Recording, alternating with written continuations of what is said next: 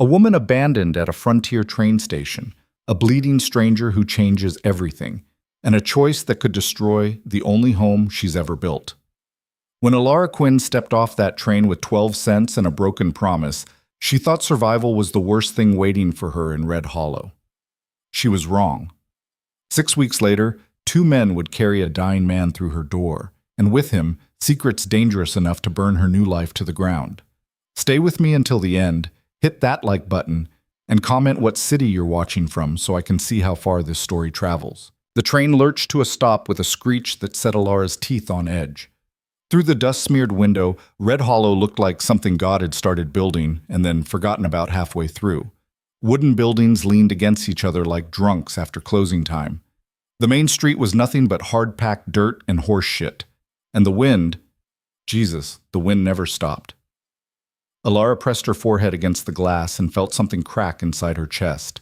Not break, just crack, like ice on a pond in early spring.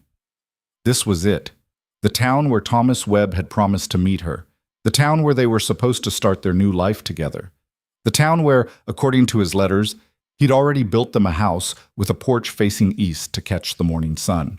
She stepped onto the platform with her suitcase in one hand and her reticule in the other, 12 cents inside that reticule. That's all she had left after the train fare and 2 meals she shouldn't have bought but did anyway because hunger makes you stupid.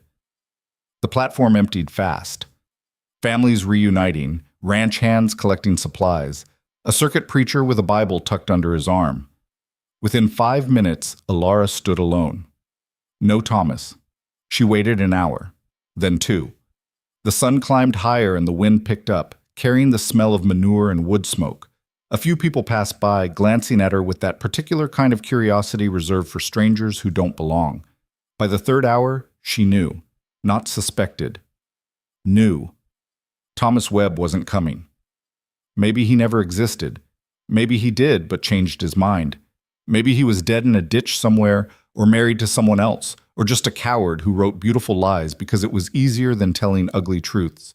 It didn't matter which. The result was the same. She was alone in a town she'd never seen, in a territory she couldn't afford to leave, with 12 cents and no plan beyond getting through the next hour without crying in public. A woman approached, older, maybe 50, with steel gray hair pulled back tight enough to lift her eyebrows. She wore a faded calico dress and an apron that had seen better decades. "You waiting for someone, honey?" Alara's throat closed up. She managed to shake her head. The woman's expression shifted. Not to pity exactly, but to something Alara would later recognize as professional assessment, like a blacksmith sizing up a piece of iron to see if it was worth working. "You got a place to stay?" Another head shake. "Any money?" "Some." The lie came automatically. The woman snorted. "Sure you do. I'm Mabel Crow. I run the boarding house on 3rd Street. You look like you can work, and I need help. Room and meals in exchange for labor. Nothing easy about it, but it's honest and it's available. You interested?" Alara should have asked questions about the work, the conditions, what labor meant exactly. But she was 23 years old and stranded and running on fumes. So instead, she just said, "Yes." "Good. Grab your bag." The boarding house was a 3-story structure that leaned slightly to the left, like it was trying to eavesdrop on its neighbor. The paint had given up years ago, and the porch steps groaned under their weight, but the windows were clean and the door opened without sticking. Inside smelled like coffee and lye soap and something baking. Not unpleasant, just lived in. "I got 8 rooms," Mabel said, not slowing down as she led Alara through a narrow hallway. "All full right now, mix of regulars and travelers. You'll be in the attic, small, but it's private." "What would you need me to do?" "Everything I don't have time for." Mabel stopped at the base of a staircase. Cooking, cleaning, laundry, mending, helping with the guests when they need it, keeping things running smooth. "I open the kitchen at 5 in the morning, and the last person usually clears out around 9 at night. You'll work most of those hours." "All right." Mabel studied her. "You got any experience?" "Some." "You running from something?" Alara met her eyes. "No, just running towards something that wasn't there." Something flickered across Mabel's face. Not sympathy. She didn't seem like the sympathetic type, but maybe recognition. "Yeah. Well, That happens. Come on. The attic was exactly what it sounded like. A sloped ceiling, one small window, a narrow bed with a thin mattress, and a trunk for storage. Hot in summer, probably freezing in winter. But it was hers. Or at least it was hers as long as she earned it. Get settled, Mabel said. Supper's at 6. You'll help serve. Alara unpacked in silence. It didn't take long. 3 dresses, 2 of them already worn thin, undergarments, a hairbrush, a silver locket that had been her mother's. And at the bottom of the suitcase, wrapped in paper, Thomas's letters. She should burn them, should have burned them on the train, but instead she tucked them into the trunk and shut the lid. That first night, she learned the rhythms of the boarding house, the creak of the 3rd step from the top, the way the kitchen door stuck unless you lifted while you pushed, the guests who liked their coffee black and the ones who wanted cream, old Mr. Patterson, who was mostly deaf, the Clark brothers who worked at the lumber mill, Mrs. Hendricks, who was visiting family, but everyone knew she was hiding from a husband in Cheyenne. Alara moved through it all like a ghost, polite, efficient, invisible. After the last guest left the dining room, she and Mabel cleaned up in silence, washing dishes, wiping tables, sweeping floors. It was past 10 when they finished. You did fine, Mabel said, hanging up her apron. Be up at 5. We'll make breakfast. Alara climbed to the attic and sat on the edge of the bed. Through the small window, she could see a slice of Red Hollow's night sky. More stars than she'd ever seen in Philadelphia, cold and distant and indifferent. She didn't cry. Crying was for people who still had the luxury of feeling sorry for themselves. She was too tired for that, too empty. She just sat there until her body finally demanded sleep. Whooped. The days blurred together. Wake before dawn. Start the stove. Make coffee strong enough to strip paint. Fry eggs and bacon. Bake biscuits. Serve. Clean. Start on laundry. Haul water. Scrub floors. Peel potatoes. Make lunch. Clean. Mend linens. Make dinner. Serve. Clean. Collapse. Repeat. Mabel wasn't cruel, but she wasn't warm either. She ran the boarding house like a general runs an army, efficiently, without sentiment, and with zero tolerance for excuses. But she was fair. She didn't short Alara on meals, didn't give her impossible tasks, and didn't ask questions about the past. After 2 weeks, Alara's hands stopped being soft. After 3, she stopped thinking about Thomas except in the few minutes before sleep. After 4, she realized she hadn't looked at herself in a mirror in days and didn't particularly care. The boarding house became her entire world. The guests were a rotating cast. Some stayed a few days, some a few weeks. She learned not to get attached. People came and went. That was the nature of a frontier town. No one really stayed except the ones who had nowhere else to go, which, she supposed, now included her. It was a Tuesday when everything changed, or maybe a Wednesday. The days had lost their edges. Alara was in the kitchen, up to her elbows in dishwater, when she heard the commotion outside. Raised voices, the sound of horses, then boots on the porch, heavy and urgent. The front door slammed open. "Mabel, we need help!" Alara dried her hands and stepped into the hallway. 2 men were half carrying, half dragging a third between them. The injured man's head hung forward, dark hair falling across his face. Blood soaked through his shirt on the left side, dripping onto Mabel's clean floor. "Jesus Christ," Mabel muttered. "Bring him to the back room. Alara, get water boiling, clean rags, whiskey if we got any left." The men hauled their burden down the hall. Alara caught a glimpse of the wounded man's face as they passed, pale, tight with pain, jaw clenched hard enough to crack teeth. She didn't ask questions, just moved. Water on to boil, rags from the linen closet.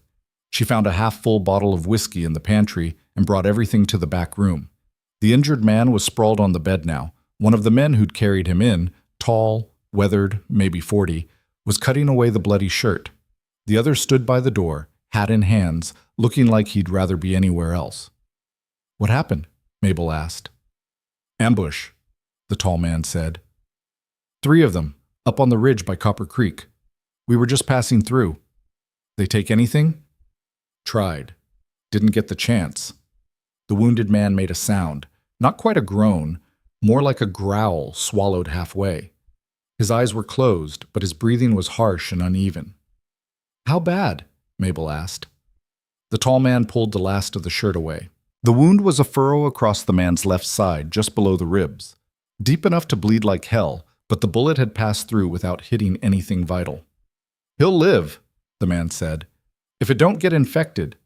"Alara," Mabel's voice was sharp. "You ever dress a wound?" "No." "You're about to learn. Come here." For the next hour, Alara discovered she had a stronger stomach than she'd thought. The tall man, he said his name was Jack something, she didn't catch the last part, showed her how to clean the wound, how to pack it with clean cloth, how to wrap it tight enough to stop the bleeding, but not so tight it cut off circulation. The injured man bore it all in silence. His hands gripped the edge of the mattress hard enough to turn his knuckles white, and sweat soaked his hair, but he didn't cry out, didn't speak, just endured. When they finished, Jack stepped back. "That should hold. Keep it clean. Change the dressing twice a day. Watch for fever." "He's staying here?" Mabel asked. "If you'll have him, we can pay." "He got a name?" Jack hesitated, then glanced at the man on the bed. "You want to tell her, or should I?" The wounded man's eyes opened. They were gray. Not light gray or dark gray, just gray. The color of stone or rain or smoke. He looked at Mabel, then at Alara, then back at Mabel. "Vance," he said. His voice was rough, like he'd swallowed gravel. "Callum Vance." "All right, Mr. Vance, you can stay. $1 a day, meals included. Extra for the doctoring." "Fine." Jack paid for 3 days up front, then he and the other man left. The door closed behind them, and suddenly the room felt smaller. Just Alara, Mabel, and this stranger who'd bled all over their floor. "I'll check on him later," Mabel said. "You got other work to do." Alara nodded and started to leave. "Wait." She turned back. Callum Vance was watching her with those gray eyes. Not friendly, not unfriendly, just watching. "Thank you," he said. It was Mabel who, "No, you, thank you." She didn't know what to say to that, so she just nodded and left. Callum Vance should have been gone in 3 days. But 3 days turned into a week, and a week turned into 2, and somehow he was still there. He healed fast. By the 4th day, he was sitting up. By the 6th, he was walking to the dining room for meals. By the 8th, he was helping with small tasks around the house, chopping wood, fixing a broken step, replacing a cracked window pane. Mabel didn't object. Free labor was free labor. But Alara noticed things. She noticed how Callum moved through rooms, always near a wall, always facing the door, always positioned so he could see everyone and everything. She noticed how he listened to conversations without seeming to, how he watched the street through the windows, how he tensed every time someone new walked in. She noticed he never talked about where he was from or where he was going, never mentioned family or friends, never explained who had shot him or why. He was polite, quiet, helpful, and about as forthcoming as a locked safe. Most of the other guests ignored him. A few tried to make conversation, but gave up when he answered in monosyllables. Mr. Patterson, who was deaf anyway, didn't even try. Alara should have ignored him too, should have treated him like all the other transients who passed through, serve the meals, clean the rooms, collect the money, move on. But she didn't. Maybe it was because she'd been the one to help patch him up. Maybe it was because she recognized something in his eyes. The look of someone who'd been promised one thing and gotten another. Or maybe she was just lonely and he was there and silence can only stretch so far before it breaks. On the 12th day, she found him on the back porch after dinner. He was sitting on the steps, watching the sun drop behind the buildings. The sky was going purple and orange, that particular frontier sunset that made everything look both beautiful and apocalyptic. "You planning to stay long?" she asked. He didn't look at her. "Don't know yet. Most people, they either got somewhere to go or somewhere to stay. You don't seem like either." "No." She waited, but he didn't elaborate. Typical. "The men who brought you," she said. "They friends of yours? Something like that? They coming back?" "Maybe." Alara sat down on the step beside him, leaving a careful foot of space between them. "You know, for someone who nearly died 2 weeks ago, you're not very interested in talking about it." The corner of his mouth twitched. Not quite a smile, but close. "Talking doesn't change what happened." "No." But it might explain why you're still looking over your shoulder. Now he did look at her. Those gray eyes were sharp, assessing. You always this direct? Only when I'm curious. Curiosity's dangerous. So is getting shot. She picked at a splinter on the step. But you're still here, so I'm guessing you're the kind who doesn't scare easy. He was quiet for a long moment. Then, you ask a lot of questions. You don't answer many. Another almost smile. Fair. They sat in silence as the last of the light faded. Somewhere down the street, a piano started playing in the saloon, off-key and enthusiastic. I own land, Callum said suddenly. South of here. A ranch. My brother runs it now. Alara waited. She'd learned that silence was sometimes the best way to keep people talking. We had a disagreement, he continued, about how things should be run. He wanted one thing, I wanted another. Got ugly. So you left. So I left. And the ambush? His jaw tightened. My brother's not the only one who wants that land. Someone's trying to force you out. Something like that. Alara processed this. Land disputes were common enough on the frontier. Men killed each other over water rights, grazing boundaries, mineral claims. But there was something in the way Callum said it, a weight that suggested this was more than just a simple disagreement. Why come back? She asked. If it's that dangerous, why not just keep going? He looked at her again. Because it's mine.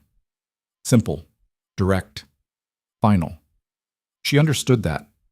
Property wasn't just property out here. It was survival, identity. The only thing standing between you and oblivion. What's the ranch called? Vance Ridge. The name meant nothing to her. She'd been in Red Hollow less than 2 months. She barely knew the town, let alone the surrounding territory. Your brother, she said. He know you're here?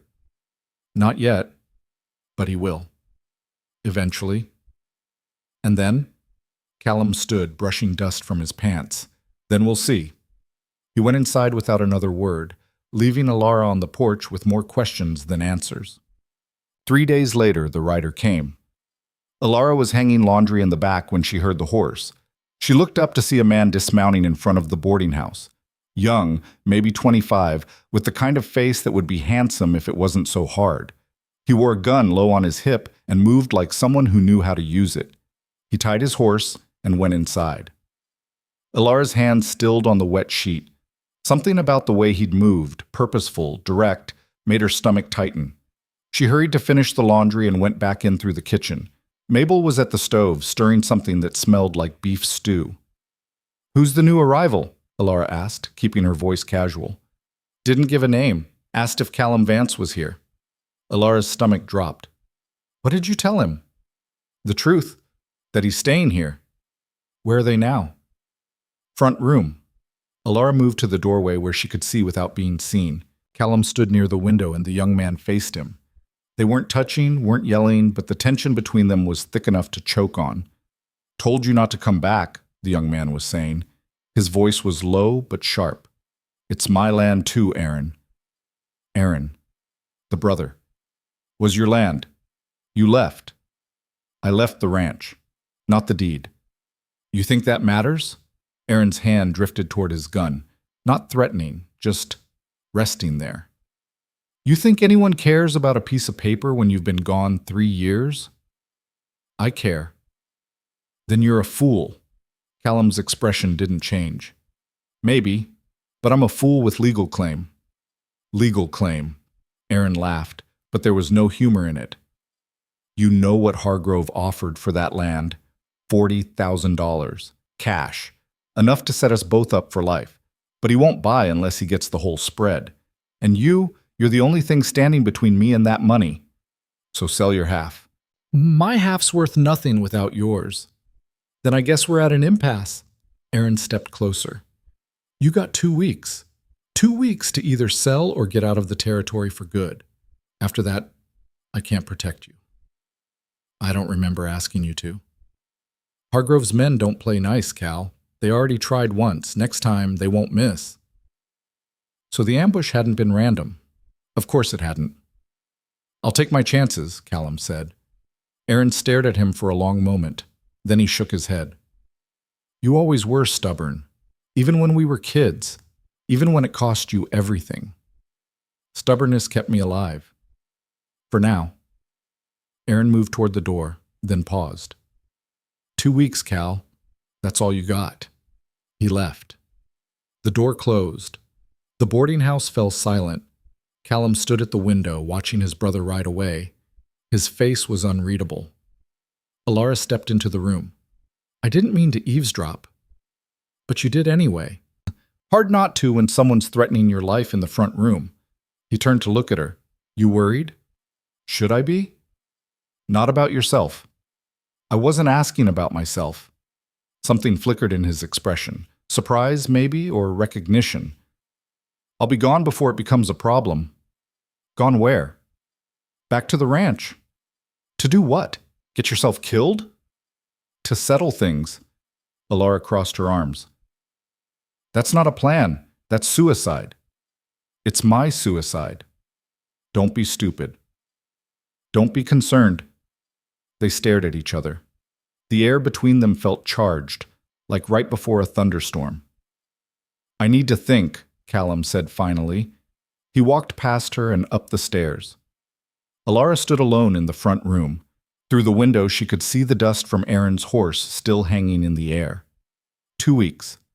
She went back to the kitchen and threw herself into work, chopping vegetables for the stew, kneading bread dough, scrubbing the already clean counters. Anything to keep her hands busy and her mind from spinning. It wasn't her problem. Callum Vance was a guest, nothing more. He'd be gone soon, either back to his ranch or dead in a ditch somewhere, and she'd still be here, washing dishes and serving meals and trying not to think about all the things she'd lost. That was the smart play. Stay out of it. Mind her own business. She'd been so good at minding her own business, except she couldn't stop thinking about the way Callum had looked when his brother left. Not angry, not scared, just alone. That night, she found him on the back porch again. Same spot, same sunset, same silence. She sat down beside him without asking. You want me to tell you it's not worth it? He said after a while. Would it matter if I did? No. Then why bring it up? He almost smiled. Just trying to save you the trouble. Alara pulled her shawl tighter. The evening air had a bite to it now. Winter wasn't far off. Can I ask you something? You're going to anyway. Do you still care about it? The ranch, I mean. Or are you just being stubborn? He was quiet for so long she thought he wouldn't answer. Then, I don't know. Maybe both. That's honest, at least. It's all I got. She looked at him, really looked, saw the tension in his shoulders, the tightness around his eyes, the way his hands rested on his knees like he was ready to jump up and fight at any second. What was it like? She asked. Before you left. Hard, beautiful, violent, peaceful. He shook his head. Everything all at once. You could ride for hours and not see another soul, just grass and sky and cattle. Made you feel small, made you feel free. Why'd you leave? Because I was young and stupid and thought there was something better out there. He looked at her. Turns out there wasn't. So you're going back. Yeah. Even if it kills you. Even if. Alara should have left it there. Should have gone inside and finished the dishes and let Callum Vance sort out his own damn problems. Instead, she said, When you go, I want to come with you. He stared at her like she'd just sprouted wings. What? You heard me. You don't even... Why would you... He stopped. Started again. You don't know anything about ranching. I know how to work. I know how to follow instructions. And I know this town isn't where I'm supposed to end up. You've been here 2 months. Exactly. He studied her face. This isn't a game, Alara. If Hargrove's serious, and he is, then everyone at that ranch is a target. I understand that. No, you don't. You think you do, but you don't. I've seen what men like Hargrove do when they want something. They don't negotiate. They don't compromise. They take. Then you'll need all the help you can get. Callum stood abruptly. This is insane. Probably. You barely know me. I know enough. You know nothing. His voice was rough now, frustrated. You don't know what I've done, where I've been, what I'm capable of. Alara stood too. You're right, I don't. But I know what it looks like when someone's got nowhere else to go. And I know that staying here, serving meals and washing sheets for the rest of my life, isn't living. It's just existing. And you think going to a ranch in the middle of a land war is better? I think it's something. They stood there facing each other in the growing dark. The piano from the saloon had stopped. The wind had picked up. Somewhere a dog barked. You're not my responsibility, Callum said quietly. I'm not asking you to be responsible for me. I'm asking you to let me choose something, anything, for myself. He looked at her for a long time, then he turned and walked inside without another word. Alara stayed on the porch, her heart pounding. She didn't know if she'd just made the bravest decision of her life or the stupidest. Maybe both. The next morning, Callum was gone. Alara came downstairs at 5 like always, started the coffee like always, and noticed his door was open like it never was. His room was empty. Bed made. No belongings. No note. He'd left in the night without saying goodbye. She stood in the doorway, something cold and hard settling in her chest. Not heartbreak. She hadn't known him long enough for that. But disappointment. The bitter taste of being left behind again. Story of her life, apparently. She went back to the kitchen and made breakfast. Served it, cleaned up, did the laundry, mended Mr. Patterson's shirt, peeled potatoes, made lunch. The routine swallowed her whole, and she let it. 3 days passed, then 4, then 5. On the 6th day, Mabel found her scrubbing the floor in the hallway. You all right? Mabel asked. Fine. You don't seem fine. Alara sat back on her heels. I'm fine, Mabel. Mabel studied her with those sharp eyes that saw too much. He left you some money, enough to cover his stay and then some. Whatever you said to him, it must have made an impression. Or maybe he just felt guilty. Maybe. Mabel paused. You thinking about leaving too? No. Where would I go? Don't know, but you got that look. What look? The one that says you're staying put but thinking about running. Alara went back to scrubbing. I'm not running anywhere. Good. Because this place would fall apart without you. Mabel walked away, leaving Alara alone with her bucket and her brush and the truth she didn't want to face.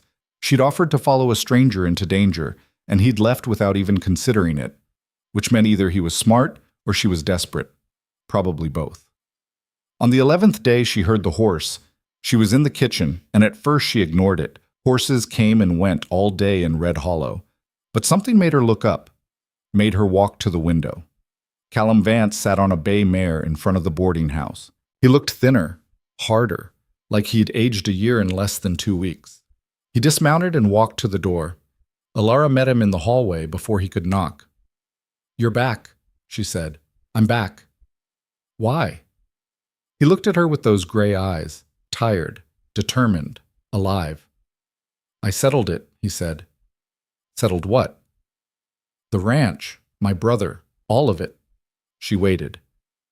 I gave Aaron an ultimatum, Callum continued.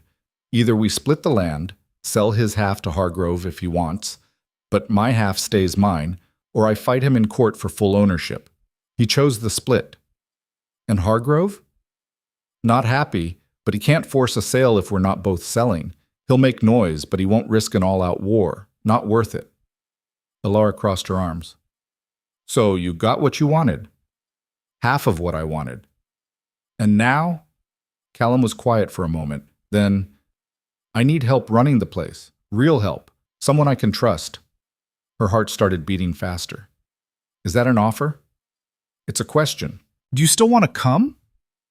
She should have asked about wages, about conditions, about what help meant exactly. Instead, she said, when do we leave? This time he did smile, small, brief, real. Tomorrow. They left before dawn. Alara packed everything she owned in the same suitcase she'd arrived with, only now it felt lighter somehow. Mabel stood on the porch watching them load the wagon, her face unreadable in the half-light. You sure about this? Mabel asked. Alara tightened the strap on her bag. No. Good. People who are sure about things usually end up disappointed. Mabel pulled an envelope from her apron pocket. Your wages. 2 months' worth. You earned it. I can't. Take it. You'll need money out there. Alara took the envelope, her throat tight. Thank you for everything. Mabel waved a hand dismissively. You did the work. I just pointed you at it. She glanced at Callum, who was checking the horse's harness. He seems like the steady type, but men can surprise you. I know. Do you? Mabel's eyes were sharp. Because you're about to bet your life on it. I'm betting on myself, Alara said quietly. He's just the circumstance. Something like approval crossed Mabel's face. All right then, don't be a stranger. I won't. But they both knew she probably would be. Callum climbed onto the wagon seat. Alara settled beside him, and with a click of his tongue and a snap of the reins, they rolled forward. Red Hollow fell away behind them, still mostly asleep, still indifferent to whether she stayed or went. The road south was little more than packed dirt with wagon ruts deep enough to rattle teeth. They rode in silence for the first hour, the sun climbing slow and red over the horizon. The land stretched out flat and endless, broken only by occasional stands of cottonwood and the distant line of hills. How far? Alara asked finally. 2 days if the weather holds, 3 if it doesn't. What's it like? The ranch? Callum was quiet for a moment, his eyes on the road. Big. Bigger than I remembered. The house needs work, hasn't been properly maintained since my father died. But the land's good. Water runs year-round through the north pasture, plenty of grass. How many cattle? Last count was around 800 head. Could support twice that if we had the hands to manage it. How many hands do you have? Right now, 4. Used to be 12. Alara processed this. What happened to the others? My brother let them go. Said we couldn't afford them. Callum's jaw tightened, but he could afford new boots and a fancy saddle. He's still there? At the ranch? He's got the east section. I've got the west. Main house is technically shared, but I'm guessing he won't be spending much time there. The wagon hit a particularly deep rut, and Alara grabbed the edge of the seat to steady herself. What about Hargrove? What about him? You said he wasn't happy about the split. He's not, but there's not much he can do about it legally. My father's will was clear. The land goes to both sons equally. Aaron can sell his half, but he can't force me to sell mine. And if Hargrove decides to stop playing legally? Callum looked at her. Then we deal with it. With 4 ranch hands and a woman who doesn't know the first thing about cattle. You'll learn. That's optimistic. It's realistic. You're smart and you work hard. That's more than half the battle. Alara watched the landscape roll by. You don't really know if I'm smart. You're here, aren't you? Not sure that proves intelligence. He almost smiled. Fair point. They stopped around midday to rest the horse and eat. Callum had brought supplies. Bread, cheese, dried beef. They sat in the shade of the wagon and ate in comfortable silence. The wind carried the smell of sage and dust. Can I ask you something? Alara said. Seems to be your habit. What happened with your father? Callum's expression closed. He died. I gathered that much. He was quiet for so long she thought he wouldn't answer. Then, riding accident, horse spooked, threw him, broke his neck. I was 19. Aaron was 16. I'm sorry. It was 8 years ago. Doesn't mean it doesn't still hurt. He looked at her sharply, then away. Aaron wanted to sell immediately. Said we were too young to run a ranch that size. I disagreed. We fought about it for 3 years. Finally, I left. Figured he'd either run it into the ground or prove me wrong. And? He did both. Kept the ranch going, but barely. Sold off half the herd, let the infrastructure fall apart, fired most of the crew, all so he could live like he was running a successful operation instead of a dying one. Pride. Stupidity. Alara brushed crumbs from her skirt. You could have let him sell to Hargrove, taken your half of the money and started fresh somewhere else. I could have. But you didn't. No. Why not? Callum stood and walked to the horse, checking the harness even though it didn't need checking. Because some things aren't about money. Some things are about not letting bastards win. They got back on the road. The afternoon sun was brutal, and Alara's dress stuck to her back with sweat. She'd worn her most practical outfit, a brown calico that had already seen better days, but it wasn't made for this kind of heat or this kind of journey. "There's a creek about an hour ahead," Callum said. "We'll stop there for the night." "We're not making it in 2 days, are we?" "Probably not, but there's no point killing the horse trying." The creek was more of a stream, really, narrow and shallow, lined with willow trees, but the water was clear and cold, and after hours of dust and sun, it looked like paradise. Callum unhitched the horse and led it to drink while Alara unpacked the supplies for dinner. She'd done enough cooking at the boarding house to manage a decent meal over a fire, assuming she could get one started. She gathered kindling and struck the matches Callum had brought. The first 3 went out immediately in the wind. The 4th caught, then died. The 5th... "Here." Callum knelt beside her and took the matches. "You need dry grass first, then the kindling, then the bigger pieces." He had the fire going in under a minute. Alara sat back on her heels. "Show off. Experience." Same thing. They made a simple dinner, beans and bacon, coffee so strong it could strip varnish. Not fancy, but after a full day of travel, it tasted better than anything Alara had cooked in Mabel's kitchen. Full dark came fast. The fire crackled and popped, sending sparks up into a sky so thick with stars it looked like someone had spilled salt across black velvet. "I'll take first watch," Callum said. Alara looked up from her coffee. "Watch for what?" "Anything. We're not exactly in friendly territory." "You think Hargrove's men—" "I think it's better to be careful than dead." He said it matter-of-factly, like he was commenting on the weather. Alara felt a chill that had nothing to do with the night air. "How long is a watch?" 4 hours.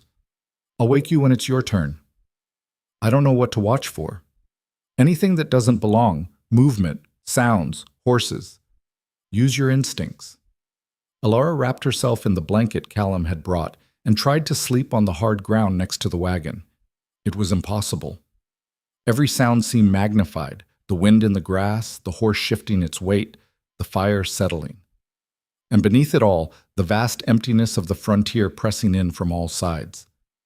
She must have dozed eventually because Callum's hand on her shoulder startled her awake.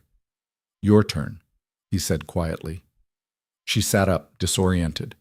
The fire had burned down to embers. The moon was high and bright. "Anything?" "No. Keep the rifle close. If you see anything, wake me. Don't try to handle it yourself." He handed her the Winchester and lay down in the spot she'd vacated. Within minutes, his breathing had evened out into sleep. Alara sat with her back against the wagon wheel, the rifle across her lap, and watched the darkness. The temperature had dropped 20 degrees, and she pulled the blanket tighter around her shoulders. Her eyes adjusted slowly until she could make out shapes. The creek, the willows, the gentle rise of land to the west. Nothing moved. An hour passed. Then 2. Her watch said 3:30 when she heard it. Hoofbeats. Distant, but getting closer. Her heart started pounding. She looked at Callum, still asleep. Should she wake him? What if it was nothing? What if it was something? The hoofbeats grew louder. Multiple horses. At least 3, maybe more. She reached over and shook Callum's shoulder. His eyes opened instantly, no grogginess, just immediate alertness. "Riders," she whispered, "coming from the south." He was on his feet in seconds, grabbing his gun belt. "How many?" 3 or 4, I think." "Get behind the wagon. Don't shoot unless I tell you to." Alara moved into position, her hands shaking slightly on the rifle. The hoofbeats were close now. She could hear voices, men's voices, low and rough. 3 riders emerged from the darkness and stopped at the edge of the firelight. They wore range clothes and guns, and their faces were hard to make out under their hat brims. "Evening," one of them called. "Saw your fire. Thought we'd stop by." Callum stood between them and the wagon, his hand resting casually on his gun. "Private camp. Didn't see any signs posted." "Seeing them now." The rider laughed, but there was no humor in it. "That's not very neighborly." "Wasn't trying to be." One of the other riders shifted in his saddle. "You're Vance, aren't you? Callum Vance." Maybe. Heard you were coming back. Heard you and your brother had a falling out. You heard a lot. Small territory. Word travels. The rider leaned forward. Also heard Hargrove's not too pleased about your little arrangement. Hargrove's feelings aren't my concern. They should be. Man like that, he doesn't take kindly to complications. Callum's voice stayed level. Is there a point to this conversation? Just being friendly, offering some advice. The rider smiled, and in the moonlight, it looked predatory. This land's got a way of swallowing people who don't belong. Accidents happen. People disappear. Smart man would take that into consideration. I'll keep it in mind. You do that. The rider straightened. Come on, boys. Man wants to be left alone. They turned their horses and rode off, disappearing into the darkness as quickly as they'd appeared. The hoofbeats faded until there was nothing but silence and the wind. Callum stood motionless for a full minute, listening. Then he relaxed slightly and turned to Alara. You all right? She emerged from behind the wagon, her legs unsteady. Were those Hargrove's men? Yeah. They just threatened you. They suggested things might get dangerous. That's different than a direct threat. Not by much. Callum kicked dirt over the embers, killing what was left of the fire. We're moving, now. In the dark? Moon's bright enough. And I'd rather be moving than sitting here waiting for them to come back with reinforcements. They packed in silence and got back on the road. The horse wasn't happy about it, but it moved when Callum urged it forward. They traveled for 3 more hours before Callum finally pulled off the road into a stand of cottonwoods. We'll rest here till dawn, he said. No fire. This time neither of them slept. They sat with their backs against tree trunks, watching and listening. Alara's nerves were wound so tight she jumped at every sound. Does it ever get easier? She asked quietly. What? Being afraid. Callum was quiet for a moment. No. You just get better at functioning through it. That's not comforting. It's honest. The sky started to lighten around 5. Gray first, then pink, then that clear bright blue that meant another scorching day. They ate a cold breakfast and got moving again. The landscape began to change. The flat grassland gave way to rolling hills. Trees became more frequent, and in the distance, Alara could see mountains. Real mountains, not just hills pretending, with snow still clinging to their peaks. That's the ranch, Callum said, pointing. See that valley? The one with the creek running through it? Alara squinted. She could just make out a thin line of green cutting through the brown grass. That's Vance Ridge. The house is on the west side. Can't see it from here. As they got closer, the land scale became apparent. This wasn't a small homestead. This was thousands of acres of grazing land, timber, water. Alara had known Callum said it was big, but knowing and seeing were different things. How much of this is yours? She asked. Half? The western section. About 4,000 acres. 4,000 acres. The number was too big to comprehend. They followed a rough track that could barely be called a road. Alara saw cattle in the distance, red and white shapes scattered across the hillsides. The creek Callum had pointed out grew wider and clearer as they approached, flanked by cottonwoods and willows. And then, finally, the house. It sat on a rise overlooking the valley. 2 stories, wood frame, with a wide porch that wrapped around 3 sides. The paint was peeling, several shutters hung crooked, and part of the roof looked like it might cave in during the next heavy snow. But the bones were good, strong, built to last. Home, Callum said. The word came out rough, like it had been stuck in his throat for years. 4 men emerged from the barn as the wagon approached. They were lean and weathered, the kind of men who'd spent their entire lives outdoors. They watched Callum with expressions ranging from surprise to cautious welcome. The oldest one stepped forward. He had to be 60, with a face like old leather and hands that had roped 1,000 calves. Well, I'll be damned, he said. You actually came back. Hello, Frank. Heard you and Aaron worked something out. Didn't believe it till now. Frank's eyes shifted to Alara. Who's this? Alara Quinn. She's here to help run things. Frank's eyebrows went up. That right? That's right, Alara said, climbing down from the wagon before Callum could help her. I don't know much about ranching yet, but I learn fast. Frank studied her for a moment, then nodded slowly. Fair enough. These boys are Tom, Sam, and Miguel. They're what's left of the crew. The three younger men nodded. They looked skeptical, but not hostile. Where's Aaron? Callum asked. East section. Hasn't been by the main house in 2 weeks. Frank spat tobacco juice into the dirt. Place has been falling apart without proper management. Roofs leaking in the back bedroom. Kitchen stoves half broken. Fences need mending in the north pasture. I know. Do you? Because it's been 3 years, Cal. A lot can go wrong in 3 years. I'm aware. Frank shook his head. Well, you're here now. That's something. He looked at Alara again. You ever worked livestock? No? Cooked for a crew? I've cooked for 8 people 3 times a day. Will that work? A hint of a smile crossed Frank's weathered face.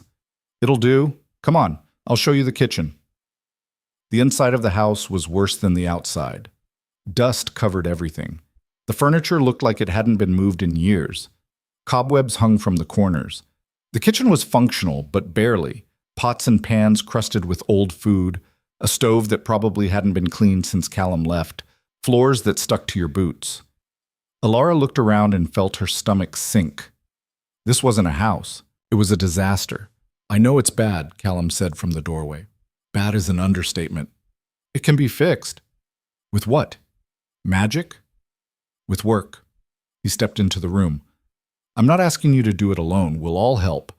But the domestic side, that needs someone in charge, someone who knows what they're doing. Alara turned to face him. I ran a boarding house kitchen. This is different. Is it? You're still feeding people, still keeping things organized, still making sure everything runs. There's also the small matter of this place looking like no one's lived here in a decade. 8 years, Callum corrected. And you're right, it's a mess. But it's fixable, if you want to fix it. Alara looked around again, saw past the dirt and neglect to what the place could be. High ceilings, good windows, a solid foundation. It wouldn't be easy, it wouldn't be fast, but it was possible. All right, she said, but I'm going to need supplies. Soap, rags, new pots, probably a new stove, fresh linens. Make a list. We'll go into town next week. Next week? What am I supposed to do until then? Your best. He left her standing in the filthy kitchen. Through the window, she could see him talking to Frank and the other men. They looked serious, probably discussing ranch business, cattle, fences, water rights, all the things Alara knew nothing about. She rolled up her sleeves. The rest of that day and the next 3 passed in a blur of work. Alara scrubbed and cleaned and organized until her hands were raw. She got the stove working well enough to cook basic meals. She aired out the bedrooms and washed what linens she could salvage. She swept and mopped and dusted until the house started to look less like an abandoned building and more like a place where people actually lived. The men stayed out of her way mostly. They worked the ranch from sunup to sundown, coming in only for meals and sleep.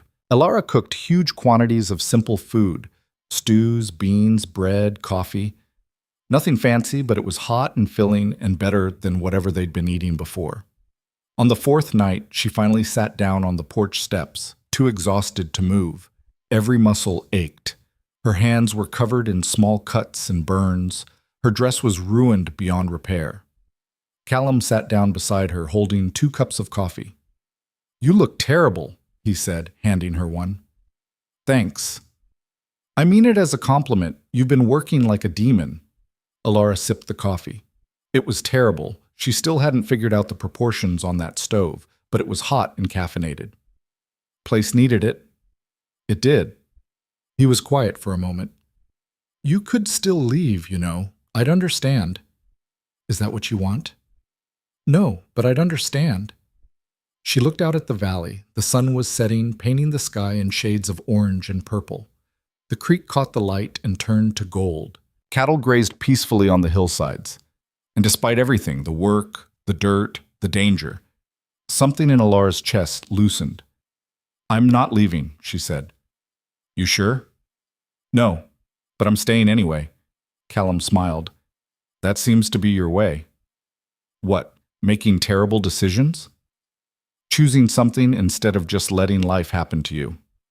Alara thought about that. About Thomas Webb and his empty promises. About Mabel's boarding house and its endless routine. About stepping off that train with 12 cents and no plan. Yeah, she said. I guess it is. They sat in comfortable silence until the stars came out. Then Callum stood and offered her a hand. Come on, you need sleep. So do you. I'll get some, after I check the barn. He always checked the barn, and the fences, and the perimeter. Always watching, always alert. Alara didn't know if it was paranoia or experience, but she suspected it was both. She climbed the stairs to the small bedroom she'd claimed, the one with the least damaged furniture and the window that actually closed. The bed was narrow and the mattress lumpy, but after sleeping on the ground and in the attic of a boarding house, it felt like luxury. She fell asleep almost immediately and didn't wake until Frank banged on her door at 5 the next morning, demanding breakfast. The routine established itself quickly. Up before dawn, make coffee and breakfast. Clean while the men worked. Start lunch. Clean more. Start dinner. Serve. Clean. Collapse. Repeat. It should have been miserable. It should have felt like the boarding house all over again. Endless work, no recognition, no future beyond the next meal. But it didn't. Maybe because she could see the results. The house slowly transforming from a wreck into something livable. The meals getting better as she figured out the stove. The small improvements adding up to something real. Or maybe because she had chosen this. Walked into it with her eyes open. Made a decision instead of having one made for her. 2 weeks after they arrived, Callum came in from the north pasture with news. Aaron's coming by tomorrow, he said. Wants to discuss boundary lines and water rights. Alara looked up from the bread dough she was kneading. Is that going to be a problem? Probably. Want me to make extra coffee? Might need something stronger than coffee. Aaron Vance arrived at 10 the next morning, riding a horse that cost more than most men made in a year. He dismounted and tied up at the porch rail, moving with the easy confidence of someone who'd never questioned his right to be anywhere. Up close, the family resemblance was obvious. Same sharp features, same build. But where Callum's eyes were guarded and careful, Aaron's were calculating and cold. Cal, he said by way of greeting. Aaron. Place looks better. You actually cleaning now? We're managing. Aaron's eyes found Alara, who was standing in the doorway. This the help Frank mentioned? Alara Quinn. She's running the house. Huh. Aaron looked her up and down in a way that made Alara's skin crawl. Didn't realize we were hiring domestic staff. We're not hiring anyone, Callum said evenly. She's a partner in the operation. Aaron's eyebrows rose. Partner. That's an interesting word for it. The air went tight. Say what you came to say, Aaron. Aaron pulled a folded paper from his jacket.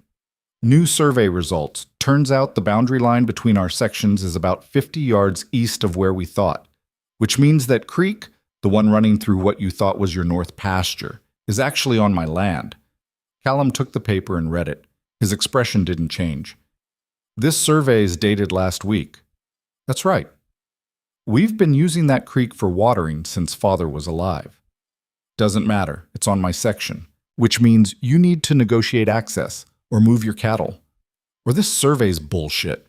Aaron smiled. You're welcome to contest it. Take it to court. Spend money you don't have on lawyers and appeals. See how that works out. Callum handed the paper back. What do you want? Access fee. $200 a month for water rights. That's robbery. That's business. They stared at each other. Alara could see the history between them. Years of arguments and resentments, the weight of a dead father, and a divided inheritance. This wasn't about water. This was about everything. I'll think about it, Callum said finally. You've got till the end of the month. After that, I fence it off. Aaron mounted his horse and rode away without another word. Callum stood on the porch, watching until his brother disappeared over the ridge. Then he turned and punched the porch post hard enough to split his knuckles. Damn it! Alara came out and caught his hand, examining the damage. That was stupid. I know. You're bleeding. I know that too. She led him inside and made him sit while she cleaned the wound. His hand was shaking slightly. From pain or anger, she couldn't tell. He's trying to force you out, she said quietly. I know. Can you afford $200 a month? No, not and pay the men and keep the ranch running. So what are you going to do? Callum looked at her with those gray eyes. I don't know yet, but I'm not giving him the satisfaction of watching me fail. That night, Alara couldn't sleep. She kept thinking about Aaron's smug face, the impossible choice he'd laid out, the way Callum had looked when he realized he was trapped. She got up and went downstairs. Found Callum in his father's old office, surrounded by ledgers and maps.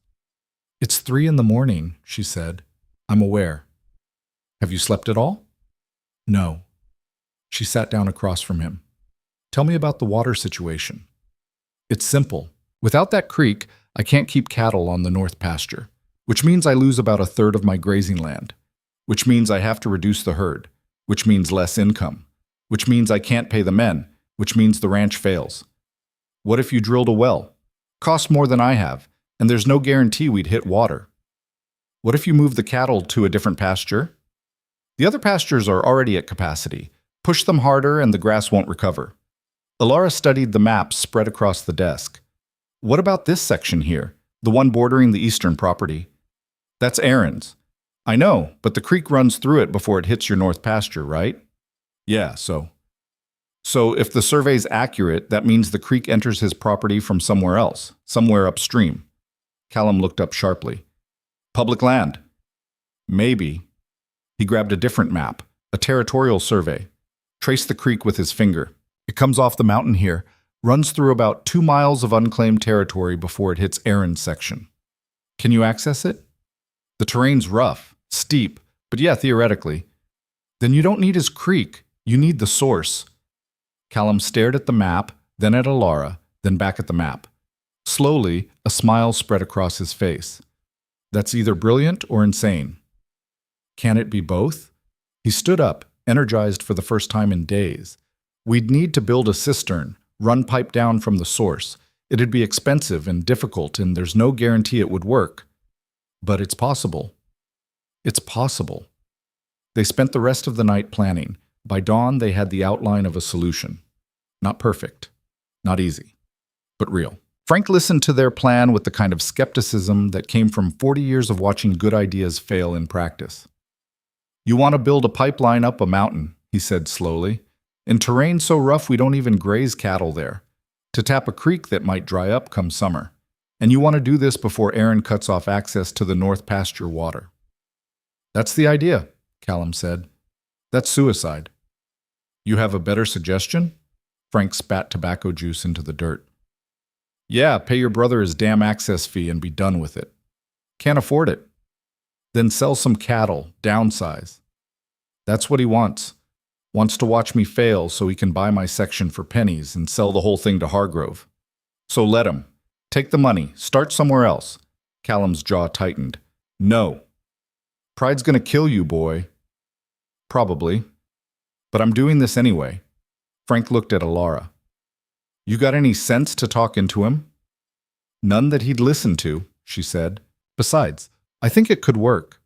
You've been here 3 weeks. What do you know about water systems? Nothing, but I know about making something out of nothing, and I know about not giving up just because something's hard. Frank shook his head. You two deserve each other. All right, I'll help. But when this goes sideways, don't say I didn't warn you. They started the next morning. Callum, Frank, and Tom rode up to survey the terrain while Alara stayed behind to manage the ranch and keep Sam and Miguel working the cattle. The house still needed attention, but that would have to wait. Water was survival. Everything else was just comfort. Callum came back 3 days later looking like he'd been dragged behind his horse. His face was sunburned, his hands were cut up, and he moved like every muscle hurt. Well? Alara asked. He dropped into a chair at the kitchen table. It's worse than we thought. The source is about 1.5 miles up.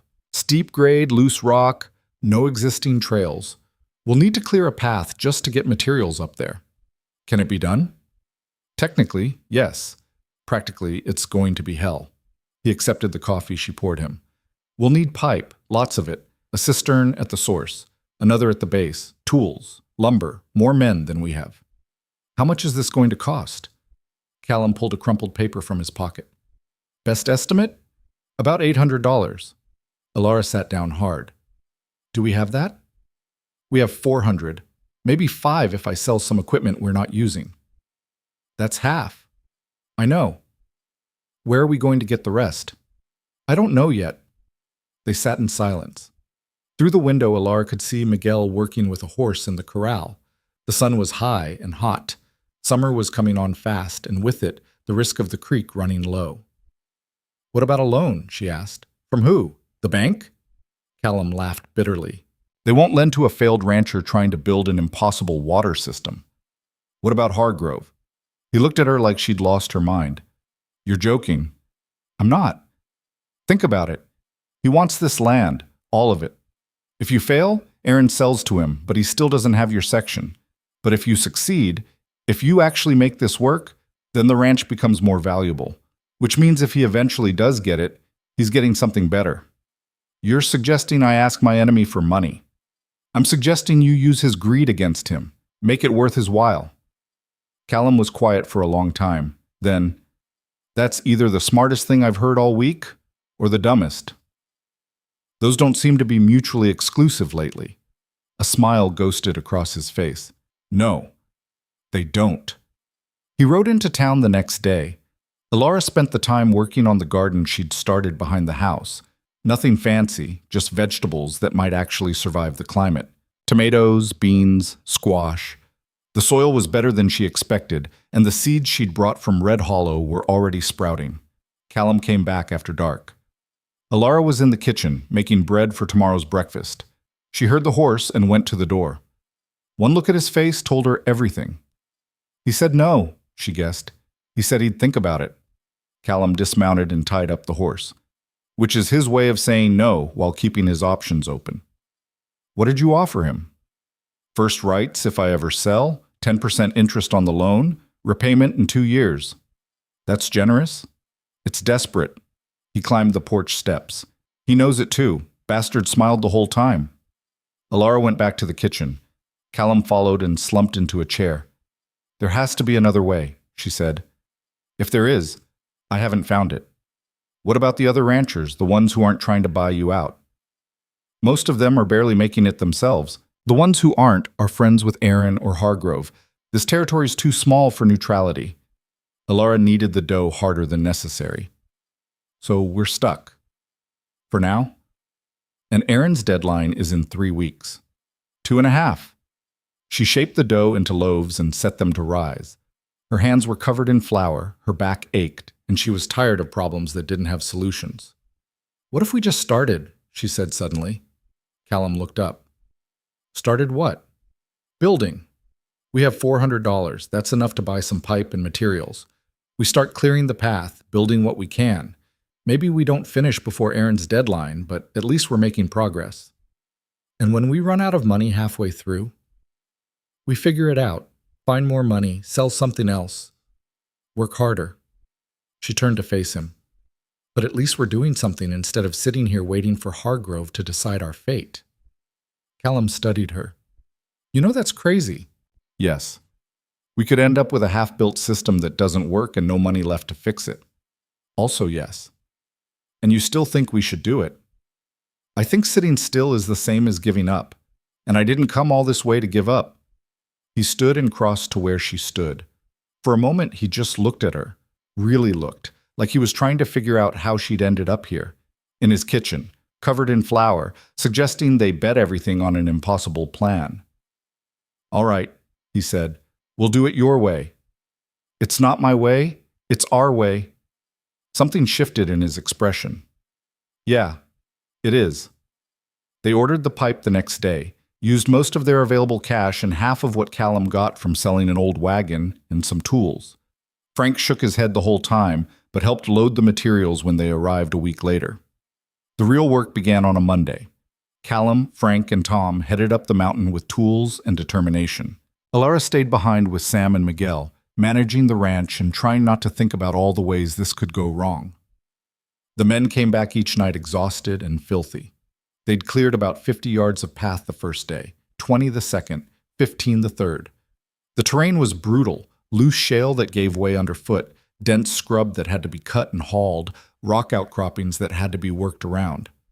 At this rate, we'll reach the source sometime next year, Tom said over dinner on the fourth night. We'll figure it out, Callum said. How? Work faster? There's only so much 3 men can do. Then we need more men. With what money? Callum had no answer for that. Alara watched them eat in tense silence. They were running on fumes and stubbornness, and everyone knew it. The question was how long that could last. She was washing dishes when she heard the horses. Multiple horses, coming fast. She grabbed the rifle they kept by the door and went to the porch. 5 riders approached in the dusk. For a sickening moment, she thought it was Hargrove's men again. Then she recognized the lead rider, Jack, the man who'd brought Callum to the boarding house all those weeks ago. Callum came out behind her, hand on his gun. Then he relaxed. Jack, what are you doing here? Jack dismounted. Heard you were back. Heard you were trying to build a water system up the mountain like a crazy person. News travels. It does, especially when it's stupid news. Jack gestured to the other riders. Brought some friends. Figured you could use the help.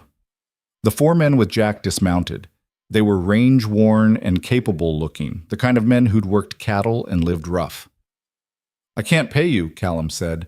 Didn't ask for pay. Asked if you needed help. Why would you help me? Jack shrugged. Because your father gave me work when no one else would.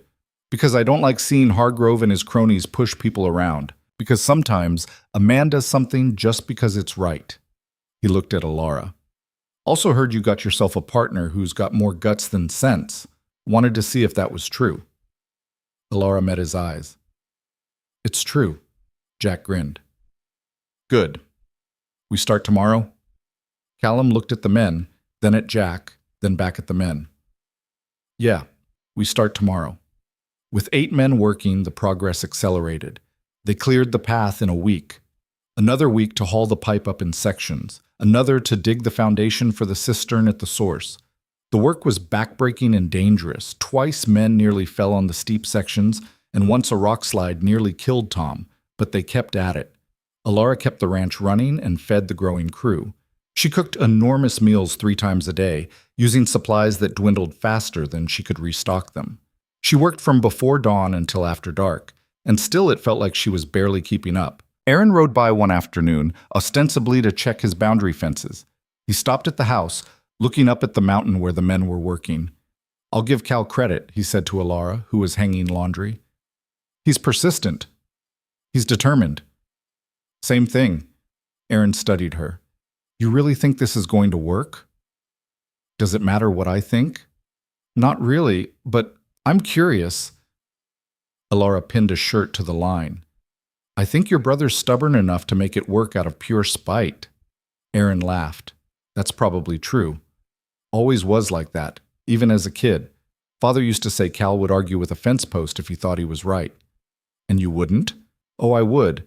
But I'd also know when to quit. Is that what this is? Knowing when to quit. Aaron's expression hardened. This is business, nothing personal. It's all personal, Alara said. You just don't want to admit it. He looked at her for a long moment. You're not what I expected. What did you expect? Someone quieter. Someone who'd stay out of ranch business. Then you expected wrong. Aaron smiled, but it didn't reach his eyes. Be careful, Miss Quinn. This territory has a way of breaking people who don't know their place. Good thing I don't plan on staying in one. He tipped his hat and rode off. Alara watched him go, her heart pounding. She'd just provoked a man who had the power to make their lives much harder. Smart move. But she couldn't bring herself to regret it. That night she told Callum about the encounter. He's trying to intimidate you, Callum said. I know. Don't let him. I won't. He looked at her across the dinner table. The lamp cast shadows on his face, making him look older and more tired than his years. You didn't have to come here. Didn't have to deal with any of this. Yes, I did. Why? Alara thought about how to answer that, about Thomas Webb and his empty promises, about the boarding house and its endless routine, about standing on that train platform with 12 cents and nowhere to go. Because for the first time in my life, I got to choose something, she said finally. Not what was safe or expected or easy, just something that felt right, even if it was crazy. Callum nodded slowly. I understand that. I know you do. That's why I'm here. They finished dinner in comfortable silence. Outside, the wind picked up, carrying the smell of rain. The first drops started falling as Alara cleared the dishes. By morning, it was a full storm. Thunder rolled across the valley, and rain came down in sheets. The men stayed in the bunkhouse, unable to work in the downpour. Alara used the time to catch up on mending and baking, making supplies that would last once the weather cleared. The storm lasted 3 days. On the fourth morning, the sky finally broke, revealing a world washed clean and impossibly bright. "Let's go see the damage," Callum said. They rode up the mountain path on horseback, Alara behind him on the same mare. The trail they'd cleared was a mess: mud, debris, small washouts that would need repair. But the pipe they'd already laid was intact, and the cistern foundation hadn't shifted. At the source, the creek ran fast and high, swollen with rainwater. It poured over rocks and through channels, cold and clear and powerful. "There's enough water here to supply 3 ranches," Frank said, surveying the flow. "If we can harness it," Callum said. "We will." Frank spat tobacco juice into the creek. "We're too far in to quit now." They worked for another 2 weeks, laid the last of the pipe, built the cistern at the source and another at the base, dug channels and built supports. The money ran out. Then the food started running low. Then the men's energy began to flag. But they kept going. On a Tuesday afternoon, with Aaron's deadline 3 days away, they connected the final section of pipe. "All right," Frank said, standing at the base cistern. "Cal, you up at the source?" Callum's voice echoed down the mountain. "Ready." "Open it up." There was a pause. Then the sound of water rushing through pipe. Everyone held their breath. The cistern at the base began to fill. Slowly at first, then faster. Water poured in, clear and cold and real. It worked. It actually worked. Frank let out a whoop. Tom started laughing. Miguel crossed himself and muttered something in Spanish. Jack just grinned and shook his head. Alara stood watching the water flow, feeling something tight in her chest finally release. They'd done it. Against all odds and all sense, they'd actually done it. Callum came down from the mountain an hour later, covered in mud and grinning like a fool. "We need to test it properly," Frank said. "Make sure the flow's consistent. Check for leaks." "Tomorrow," Callum said. "Tonight, we celebrate." Alara made the biggest dinner she could manage with the supplies they had left. Venison stew, biscuits, canned peaches for dessert. It wasn't fancy, but it tasted like victory. The men ate and drank and told stories late into the night. Jack's friends left the next morning with handshakes and promises to return if needed. The ranch felt quieter without them, but also more settled, like it was finding its rhythm. Aaron showed up 2 days later. He rode up to the house, looked at the new water system running into the north pasture, and sat on his horse for a long minute without speaking. Callum came out to meet him. "You actually did it," Aaron said finally. "I did." "That's public water you're tapping. Could be legal issues." "Already checked. It's legal as long as I'm not diverting the flow or damaging the watershed. I'm doing neither." Aaron's jaw tightened. "You had help." "I did." "From Jack Morrison. Man's got a reputation for being a good hand and an honest worker." "Yeah." "For causing trouble." "Only when people try to cheat him." They stared at each other. Alara watched from the porch, ready to intervene if this turned ugly. "The access fee," Aaron said. "It's off the table now." "I figured." "But the boundary survey stands. That creek's still on my land. Don't need it anymore." Aaron smiled, but it was bitter. "You always were too stubborn for your own good. Learned it from you. Father would have been proud, or furious, hard to tell which. Probably both." Aaron turned his horse. "This doesn't change anything between us, Cal." "I know. We're not brothers anymore, just neighbors with a property line." "I know that too." Aaron rode off without another word. Callum watched him go, his expression unreadable. Alara came down from the porch. "You all right?" "Yeah." "You don't look all right." "It's complicated." "Most family things are." He turned to look at her. "You ever have siblings?" "No, only child. My parents died when I was 19. I'm sorry. Don't be. It was a long time ago. She paused. But I know what it's like to lose family, even when they're still alive. Callum nodded slowly. Yeah, that's exactly what it's like. They walked back to the house together.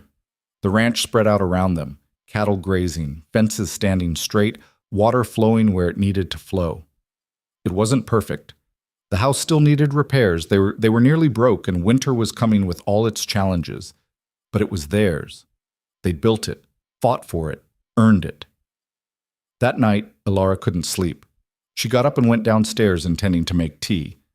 Found Callum in the kitchen, sitting in the dark. Can't sleep either? She asked. Too much on my mind. She lit a lamp and put water on to boil. Want to talk about it? Not particularly.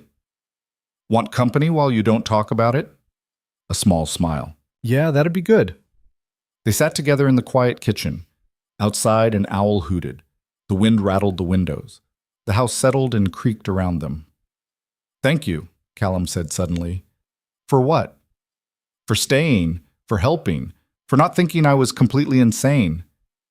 Oh, I definitely thought you were insane. I just decided to be insane with you. He laughed. Fair enough. Ilara poured hot water over tea leaves and handed him a cup. Can I ask you something? Seems to be our pattern. What are you going to do now that the water's handled and the ranch is stable? Callum was quiet for a moment. Keep going. Build the herd back up. Fix the house. Make this place what it's supposed to be.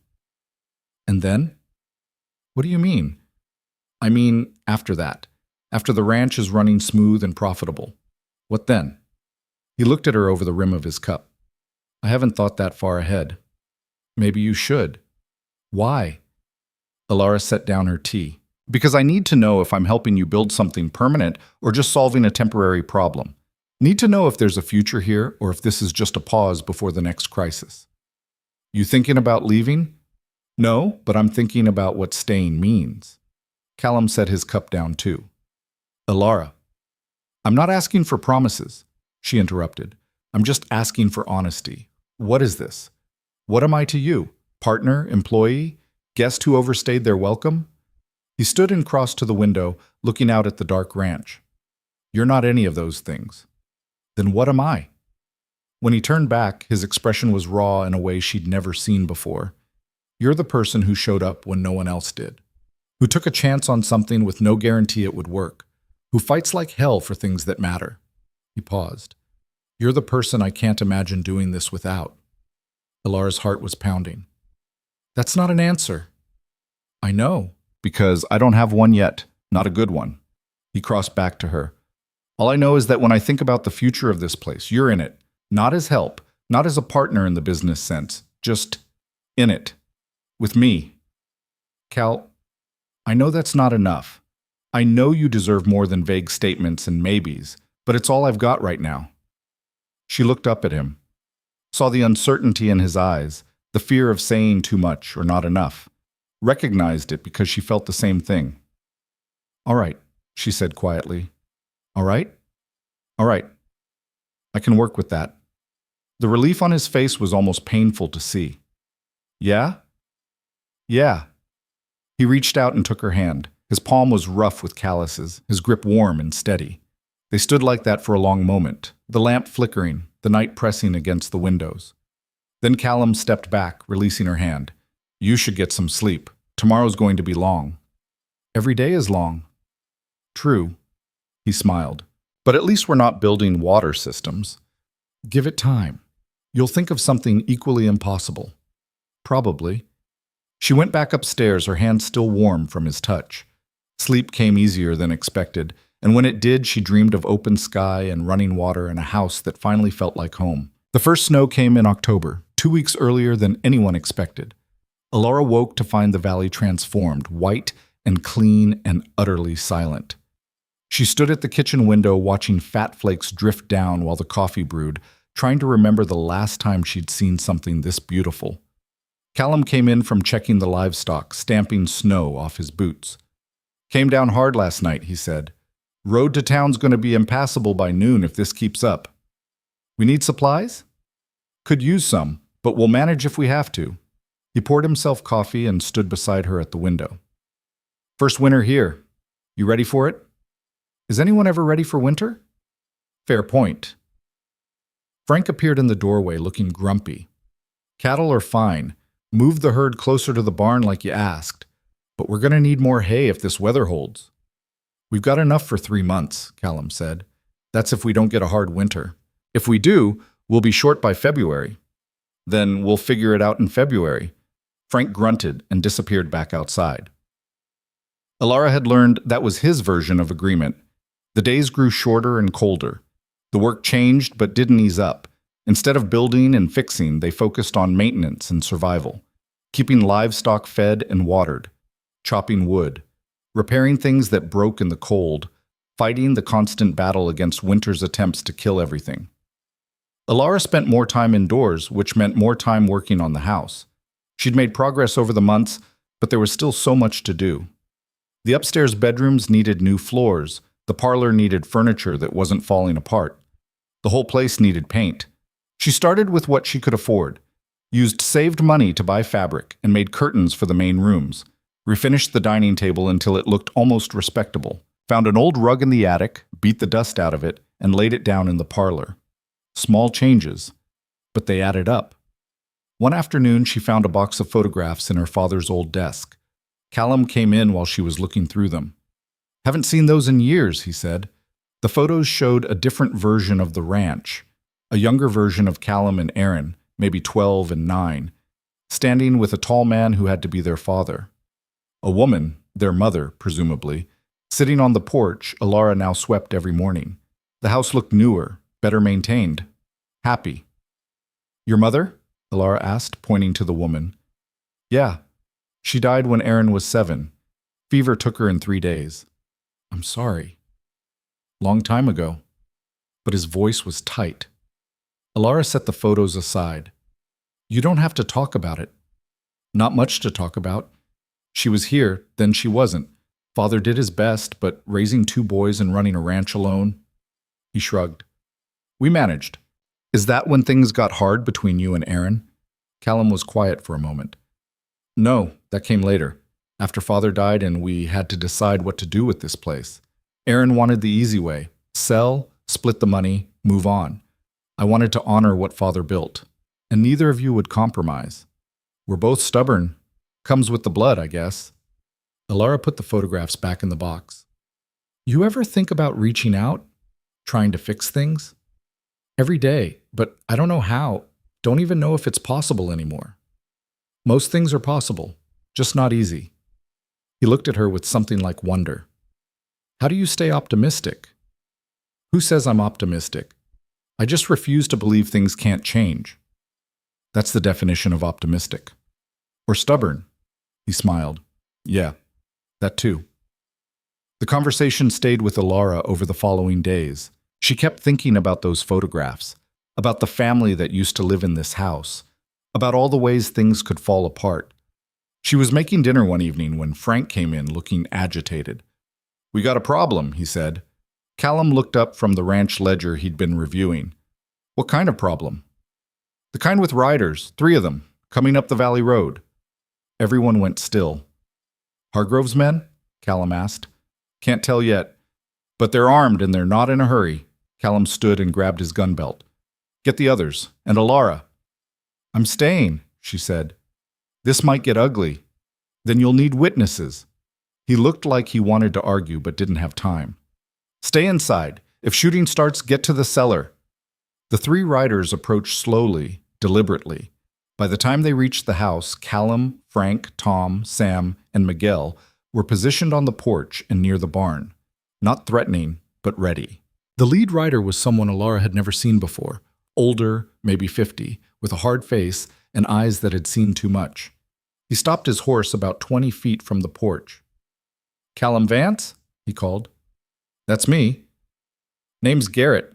Work for Mr. Hargrove. He'd like a word with you. He knows where I live. He can come himself. He's a busy man.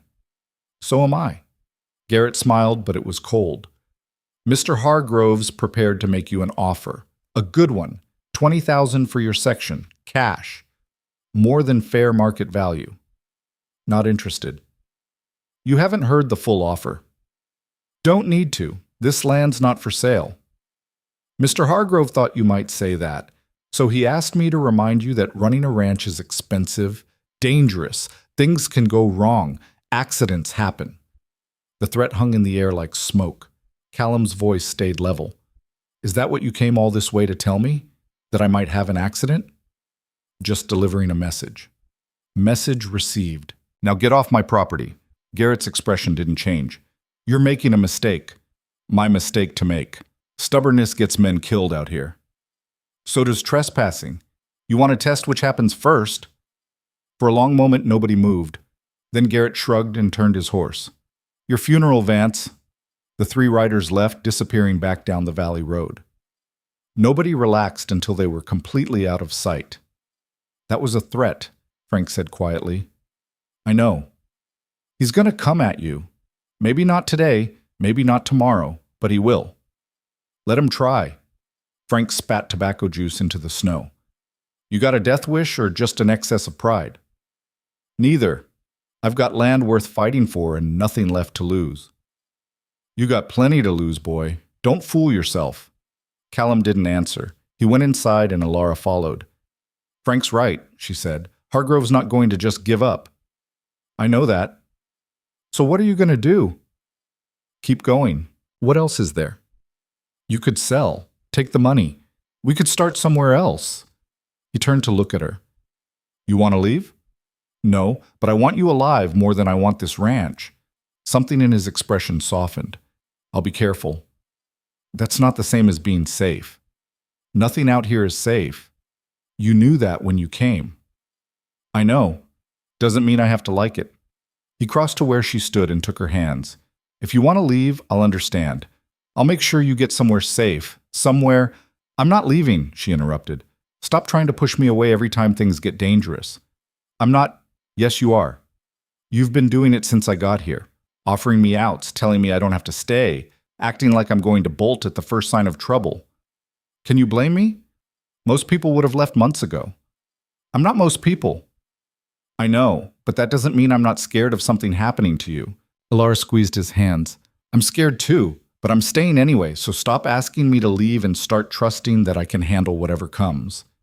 He pulled her close, wrapping his arms around her. She leaned into him, feeling the solid warmth of his chest, hearing his heartbeat steady and strong.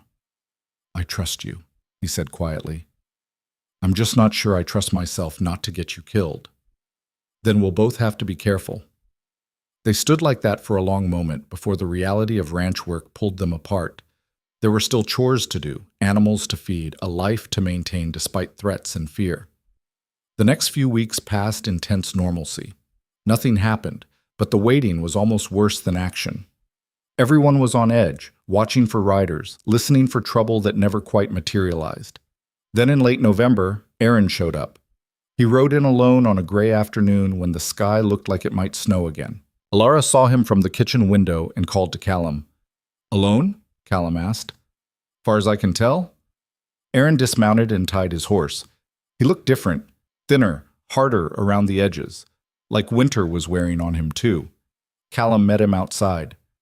Aaron? Cal. Aaron shifted his weight. Can we talk? Just the two of us? Callum glanced back at the house, then nodded. They walked toward the barn, out of earshot. Alara watched from the window, trying to read body language. Neither man looked angry exactly, just tired, worn down by whatever weight they'd been carrying. They talked for maybe 20 minutes. Then Aaron got back on his horse and rode away. Callum stood watching him leave before returning to the house.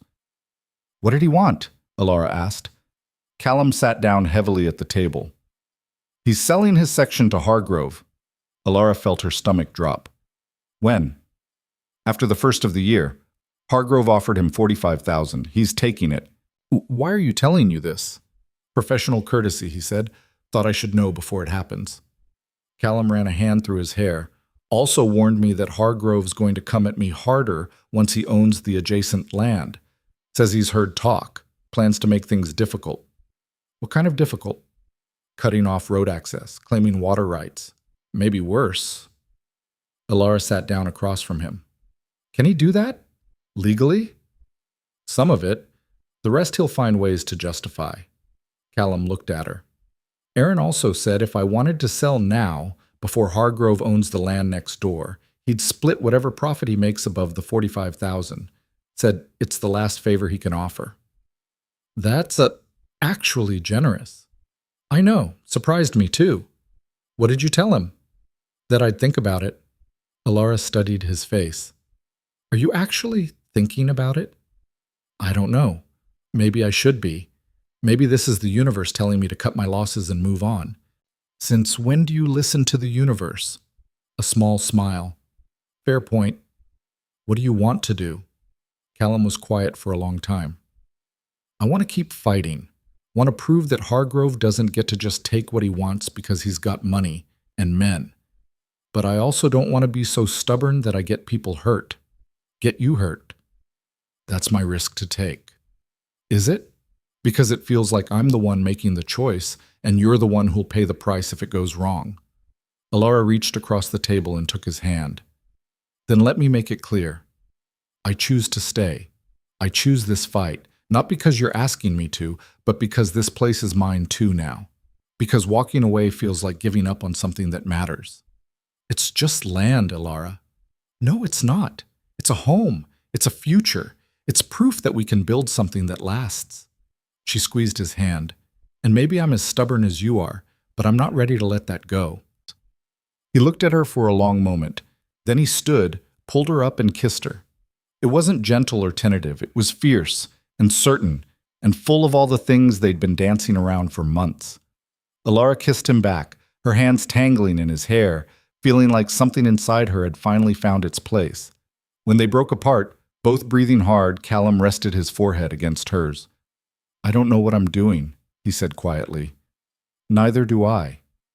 This is probably a terrible idea. Most of our ideas are terrible. He laughed, and she felt it vibrate through his chest. Yeah, they are. So what now? Now we keep going. Together. Together. She agreed. That night, everything changed. Not dramatically, not with grand gestures or declarations, just quietly, naturally, like it had been inevitable all along. They talked until late, sharing stories they'd never told anyone. Callum spoke about his mother, really spoke, about how she'd taught him to ride and read and see beauty in harsh places, about his father's impossible standards and the weight of trying to live up to them, about the loneliness of the last 3 years and the guilt of leaving Aaron to handle everything alone. Alara talked about her parents, about Philadelphia and its crowded streets, about Thomas Webb's letters and the humiliation of being abandoned, about Mabel's boarding house and the slow suffocation of a life that felt like it was already over before it began. They fell asleep in the parlor, tangled together on the old sofa, the fire burning low in the hearth. Morning came too soon. Frank's knock on the door woke them both. Cal, we got a problem with the fence in the east pasture. Looks like someone cut it. They were on their feet immediately. Callum grabbed his coat and gun. Stay here, he said to Alara. Not a chance. They rode out together. The fence had been cut in 3 places, and 20 head of cattle were wandering onto what was now Hargrove's land. Son of a bitch, Callum muttered. This is deliberate. Could be kids, Tom suggested. Sometimes Kids don't cut fence lines in 3 precise locations designed to funnel cattle onto adjacent property, Frank said. This is Hargrove sending a message. They spent the morning rounding up the cattle and repairing the fence. Alara helped where she could, learning as she went. By afternoon, everything was back in order, but the message was clear. Hargrove was escalating. More incidents followed over the next few weeks. A broken water trough, missing tools, small fires that had to be quickly extinguished. Nothing catastrophic, but constant, wearing them down. Callum started sleeping in shifts with the men, keeping watch. Alara found herself checking the windows compulsively, jumping at every sound. It was exhausting, infuriating, and apparently exactly what Hargrove wanted. He's trying to make you quit, Frank said one morning after another sleepless night. Wear you down until selling seems like the better option. It's working, Callum admitted. Then don't let it. That's what he's counting on. Easy to say, harder to do when you're running on 3 hours of sleep and watching everything you've built fall apart one piece at a time. Frank studied him. You know what your father would say right now? That I'm being stubborn and stupid? That too. But also that sometimes the only way through hell is straight ahead. Can't go around it, can't wait it out. Just have to keep walking until you reach the other side. Callum looked at the old ranch hand. He really say that? All the time. Usually when things were at their worst. Frank spat. Of course, he also drank too much and died falling off a horse, so maybe don't take all his advice. Despite everything, Callum laughed. Christmas came quietly. Alara made a special dinner with supplies she'd hoarded, roasted chicken, potatoes, even a pie made from preserved apples. The men ate like it was their last meal, grateful for something beyond the usual beans and beef. After dinner, Callum pulled her aside. I have something for you, he said. Cal, we agreed no gifts. We can't afford. Just look at it. He handed her a small wooden box. Inside was a silver ring with a simple stone, not a diamond, but something blue that caught the lamplight. It was my mother's, he said. Father gave it to her when they married.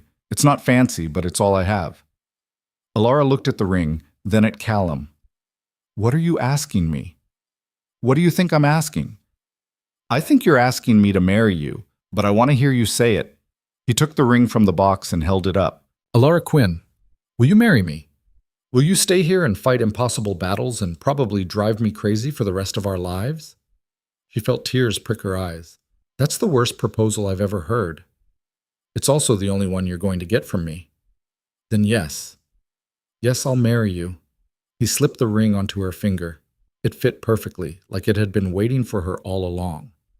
The men noticed the ring the next morning. Frank grunted something that might have been congratulations. Tom grinned and slapped Callum on the back. Miguel blessed them in Spanish. Sam just nodded, like he'd seen it coming all along. They set a date for late January, figuring if they survived the winter and Hargrove's harassment, they deserved to celebrate. But Hargrove had other plans. On a frozen morning in early January, Garrett and 6 men rode onto the property. They didn't come to the house. They went straight to the north pasture and started building a fence, right across Callum's access road. They can't do that, Tom said, watching from the ridge. They're doing it, Frank replied. Callum rode out to confront them. Alara insisted on coming along, Frank and the others following behind. Garrett looked up as they approached. Morning, Vance? What the hell do you think you're doing? Building a fence. Mr. Hargrove's property line runs through here. He's within his rights. That's my access road. You cut that off, I can't get supplies in or cattle out. Take it up with the county. This land belongs to Mr. Hargrove now. He can fence it however he wants. Callum's hand moved toward his gun. Frank grabbed his arm. Don't, Frank said quietly. That's what he wants. Give him an excuse. Callum's jaw worked. Then he turned his horse and rode back to the house without another word.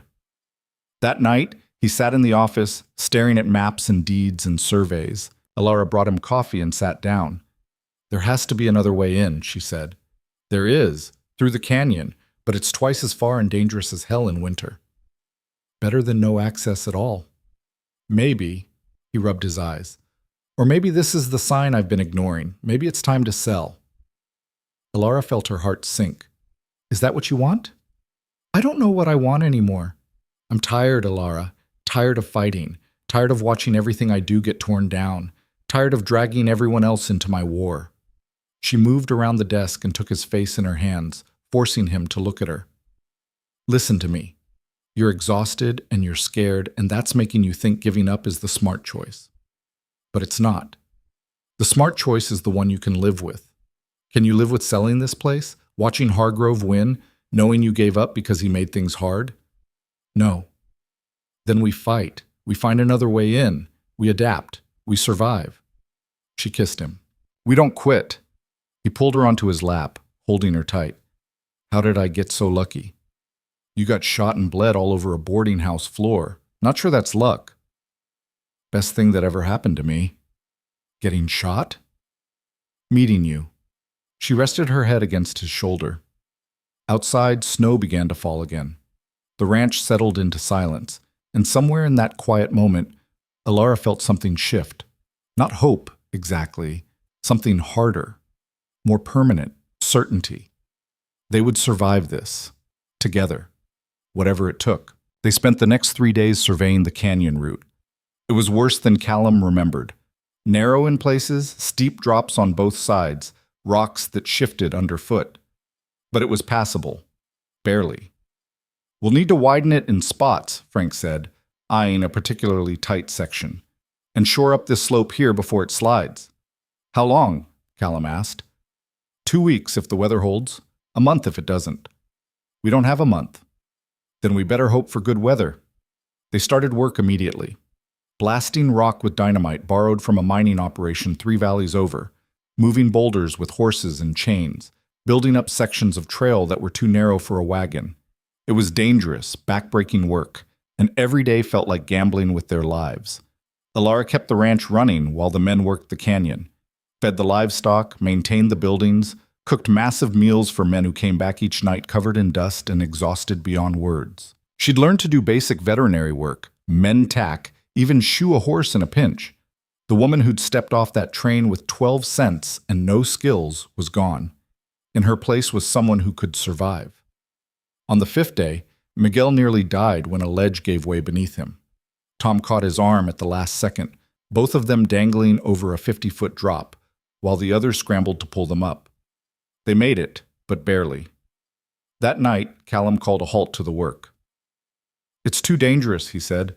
"I'm not losing anyone over a damn road." "So what's the alternative?" Frank asked. "Let Hargrove win?" "Maybe. I don't know. I just know I can't keep asking you to risk your lives for this."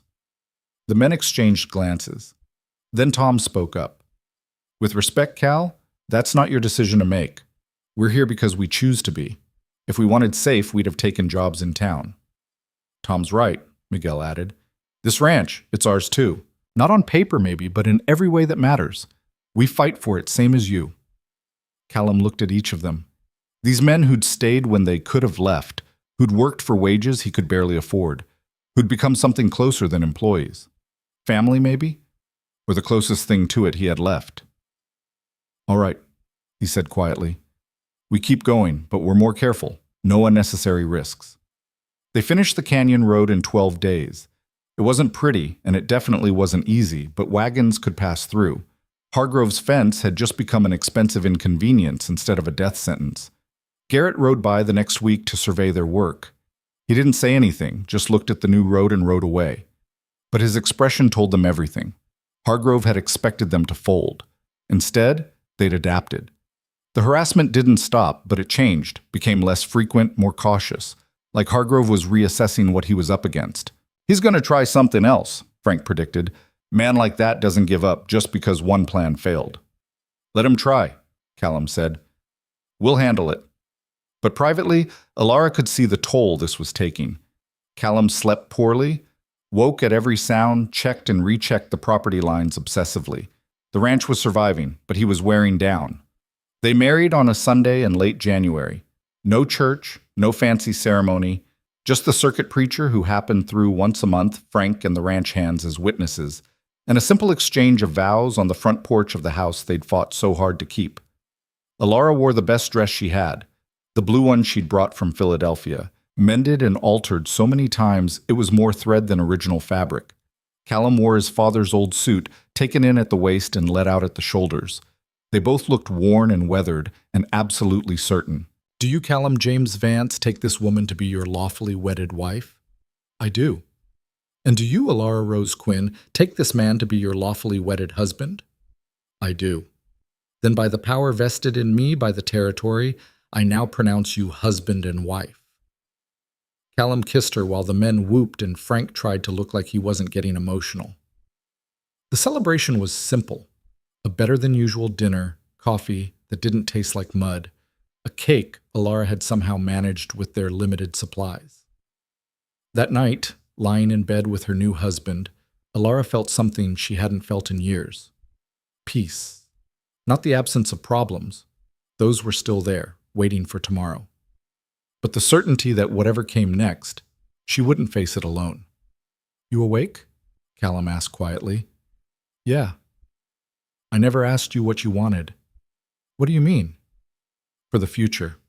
For yourself. I've been so focused on keeping this ranch that I never stopped to think, maybe you want something different, something more. Alara turned to face him in the darkness. You think I married you for the ranch?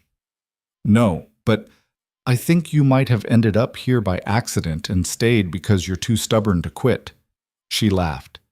That's probably true, but it's not the whole truth. What's the rest? The rest is that somewhere between scrubbing floors and building water systems and fighting off land grabbers, this became my life. Not the life I planned or expected. Something better. Better than what you had in Philadelphia? Better than anything I imagined. She kissed him. I don't want more, Cal. I want this. Us. This place. Crazy as that sounds. Sounds pretty crazy. Good thing you're used to crazy. He pulled her closer. Yeah, good thing. February brought a thaw, then a freeze, then another thaw. The weather couldn't make up its mind, and the ranch turned to mud that sucked at boots and made every task twice as hard. But spring was coming. They could feel it in the air, see it in the way the cattle moved, sense it in the way the days grew incrementally longer. Aaron showed up on a Tuesday afternoon. He looked different, better dressed, clean-shaven, like the money from selling his land had already transformed him into someone else. Heard you got married, he said to Callum. News travels. It does. Aaron's eyes found Alara, who was hanging laundry. Congratulations. Thanks. They stood in awkward silence. Then Aaron said, I'm leaving, heading to San Francisco. Figured I should tell you in person. When? End of the week. Already sold most of my stock. The rest goes with the land. Callum nodded slowly. San Francisco's a long way from here. That's the idea. Aaron shifted his weight. Look, I know things between us are broken. Have been for a long time. I'm not asking for forgiveness or trying to fix things last minute. Just wanted to say, I hope you make it work. The ranch? Everything. That's generous considering. Yeah, well, turns out selling your father's legacy makes you think about things. Aaron looked out at the valley. He'd be mad at me for selling, but he'd be proud of you for fighting. He'd be mad at both of us for letting it come to this. Probably. Aaron held out his hand. Good luck, Cal. Callum hesitated, then shook his brother's hand. You too. Aaron mounted his horse and rode away. This time it felt final, not angry or bitter, just finished. Alara came to stand beside Callum as Aaron disappeared over the ridge. You all right? She asked. Yeah, I think I am. You going to miss him? I'm going to miss who we used to be, before everything got complicated. Things are always complicated, that's just life.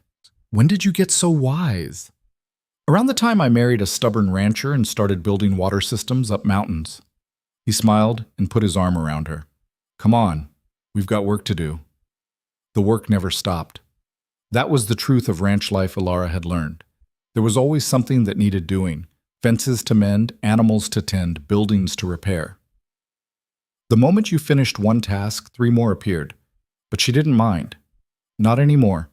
Each completed chore was proof they were still here, still fighting, still surviving. March brought warmer weather and new challenges. Calving season started, which meant sleepless nights checking on pregnant cows and helping deliver calves when things went wrong. Alara learned more about bovine anatomy than she ever wanted to know, but she also learned the fierce satisfaction of saving a life that would have been lost without intervention. One morning, Frank came to the house looking grim. Hargrove's filed a water rights claim, he said. Says the creek you tapped on the mountain flows through his property downstream. Wants you to pay for usage. Callum looked up from his breakfast.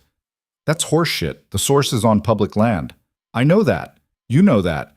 But he's got lawyers and you don't. How much is he asking? $500, plus $200 a month going forward. The number hung in the air. They didn't have $500. Hell, they barely had $50. Can he actually win this? Alara asked. Maybe, Frank said. Water law is complicated out here. If he can prove the water eventually flows through his property, he might have a case. Callum pushed his plate away, appetite gone. So we fight it in court. With what money? Legal fees alone would bankrupt us. Then what's the alternative? Just hand him money we don't have? The alternative is we find a different angle, something he's not expecting. Alara had been thinking while the men talked. What if we make the source itself worthless to him? Both men looked at her. Explain, Callum said. Hargrove wants the water because it has value. But what if we give it away, to everyone? Make it public water. Then he can't claim exclusive rights because nobody has exclusive rights. Frank's eyebrows went up. That's either brilliant or insane. It's both, Callum said slowly. If we cede our water rights to the territory, make it public access, then Hargrove can't sue for usage because everyone has usage. But it also means we don't own it anymore. Do you need to own it? Alara asked. You just need to use it. And if it's public, you can use it legally without anyone being able to charge you. Callum looked at Frank. Would that work? Legally? Maybe. Practically? You'd be giving up control. But keeping access, which is what matters. They spent the next week researching water law and talking to a lawyer in town who owed Callum's father a favor. The conclusion? Alara's idea could work. It would require filing with the territorial government, getting approval, and essentially turning their private water source into a public resource. But it would make Hargrove's lawsuit meaningless. They filed the paperwork in early April. Hargrove's lawyers tried to block it, but the territorial government liked the idea of increasing public water access in an arid region. The claim was approved in 3 weeks. Garrett showed up the day after the approval went through. Clever, he said to Callum. Real clever. Mr. Hargrove didn't see that coming. Is there a point to this visit? Just wanted to tell you he's withdrawing the lawsuit. No point fighting over water that's not yours anymore. Great. Anything else? Garrett's expression hardened. You think you're smart. Think you can outmaneuver him at every turn, but you're just delaying the inevitable. This ranch is dying, Vance. Maybe not today, maybe not tomorrow, but soon. And when it does, Mr. Hargrove will be there to pick up the pieces. Then I guess he'll be waiting a long time. After Garrett left, Alara found Callum in the barn, grooming his horse with more force than necessary. He's wrong, she said. Is he? Because from where I'm standing, it feels like we're just barely keeping our heads above water. One crisis after another. How long can we keep this up? As long as we have to. That's not an answer. It's the only answer there is. She took the brush from his hand. You're exhausted. We all are. But exhausted isn't the same as defeated. Feels pretty similar right now. I know, but look around. We're still here. The ranch is still running. We've survived everything Hargrove's thrown at us. That has to count for something. Callum leaned against the stall. What if it's not enough? What if we do everything right and still lose? Then we lose. But at least we'll lose knowing we fought like hell. And honestly, I don't think we're going to lose.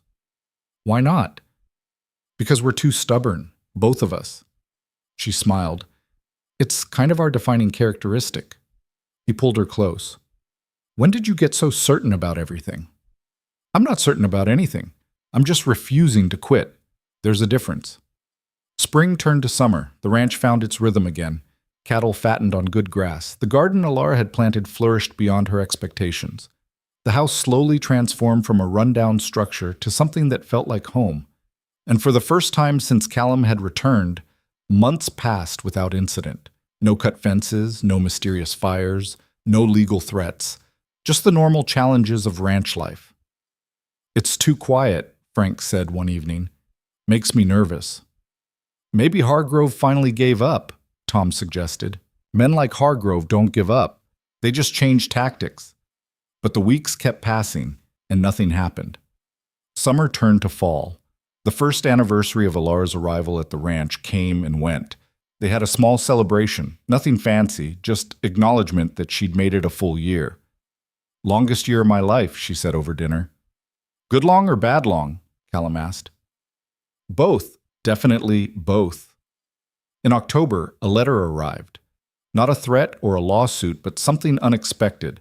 A buyer from back east wanted to purchase cattle, a lot of cattle, for a new ranch he was starting in Montana. The price was fair, and the timing was perfect. The sale would give them enough money to expand the herd, finish repairs on the house, and actually pay the men proper wages. "What's the catch?"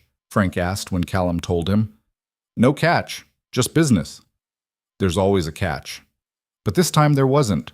The buyer came, inspected the herd, paid in cash. Just like that, the ranch went from barely surviving to actually profitable. That night, Callum sat at his father's desk, looking at the ledger. For the first time in 3 years, the numbers were black instead of red. Alara found him there, staring at the page like he couldn't quite believe it. "We did it," she said.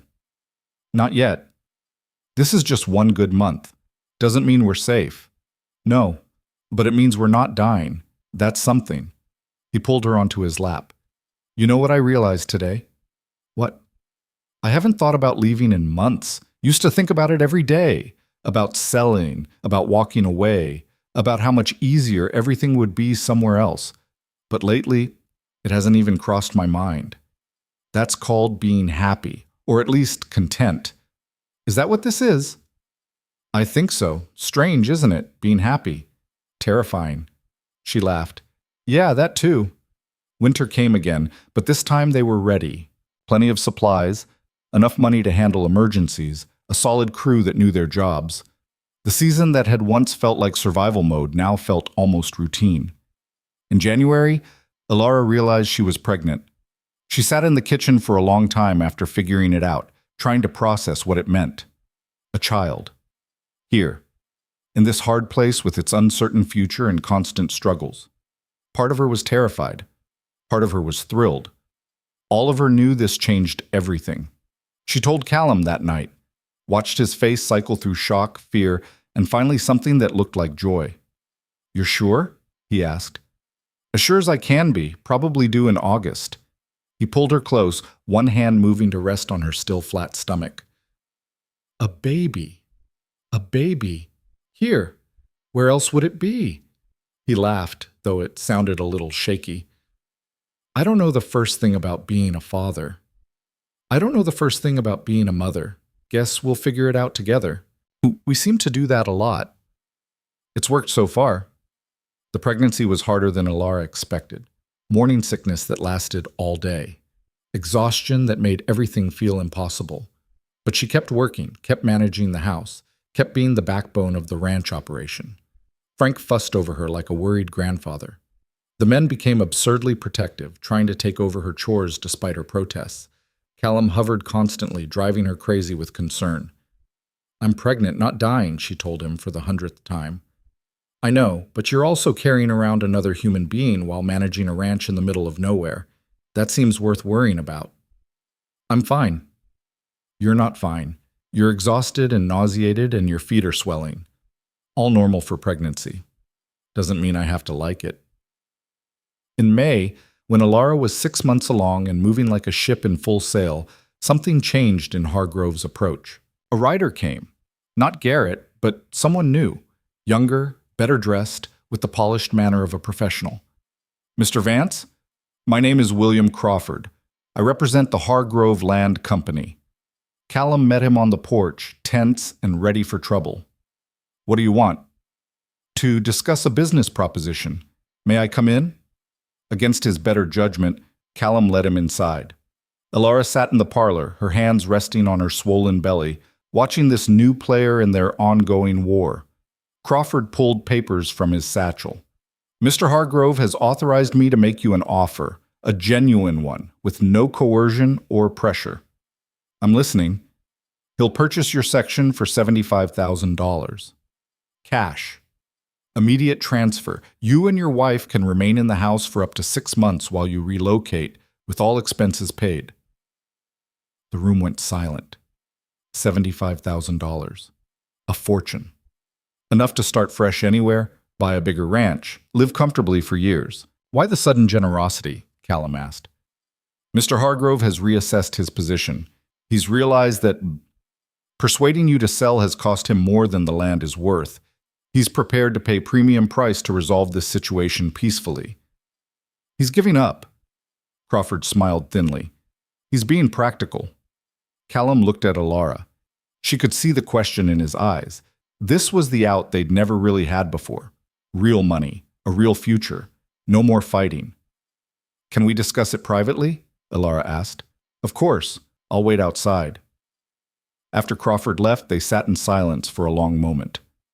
75,000, Callum said quietly. That's more than this place is worth. Probably. We could start over.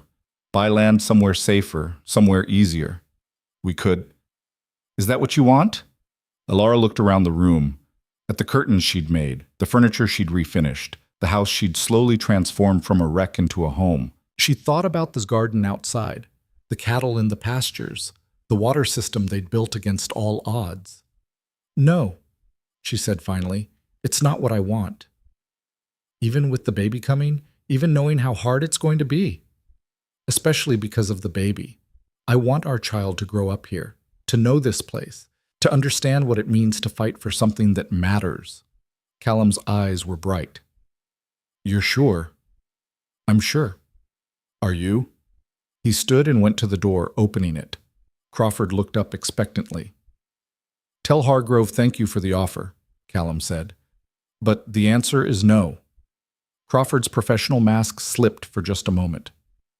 Mr. Vance, I don't think you understand.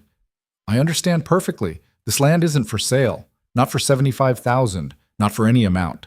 Tell Hargrove he can give up, he can keep trying, or he can leave us alone. But he can't have this ranch. Crawford packed up his papers. You're making a mistake. Probably, but it's mine to make. After he left, Elara stood and moved into Callum's arms. We're insane, she said. Completely. Our child is going to think we're crazy. Probably. He kissed the top of her head. But at least they'll know their parents don't quit. August brought heat that made everything harder. Elara was huge and uncomfortable and ready to be done being pregnant. The baby was active, kicking at all hours, making sleep impossible. On a Thursday afternoon, while Callum was checking the north pasture and the men were working cattle, her water broke. She stood in the kitchen, looking at the puddle on the floor, and thought with perfect clarity, of course this would happen now. She sent Miguel for Callum and the midwife in town. Then she climbed the stairs to the bedroom and prepared for what came next. Labor was hard, longer than she expected, more painful than she imagined.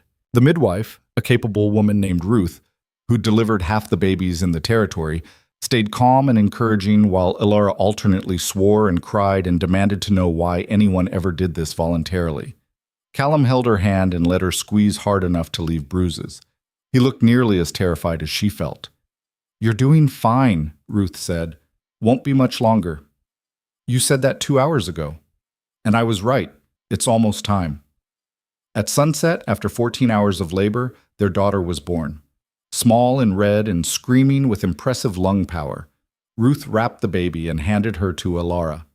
Healthy girl, good strong lungs. Congratulations. Elara looked down at the tiny face, at the daughter she and Callum had somehow created, and felt her entire world shift. This small person, born into this hard place, was theirs. Theirs to protect and raise and love. She's perfect, Callum said, his voice rough.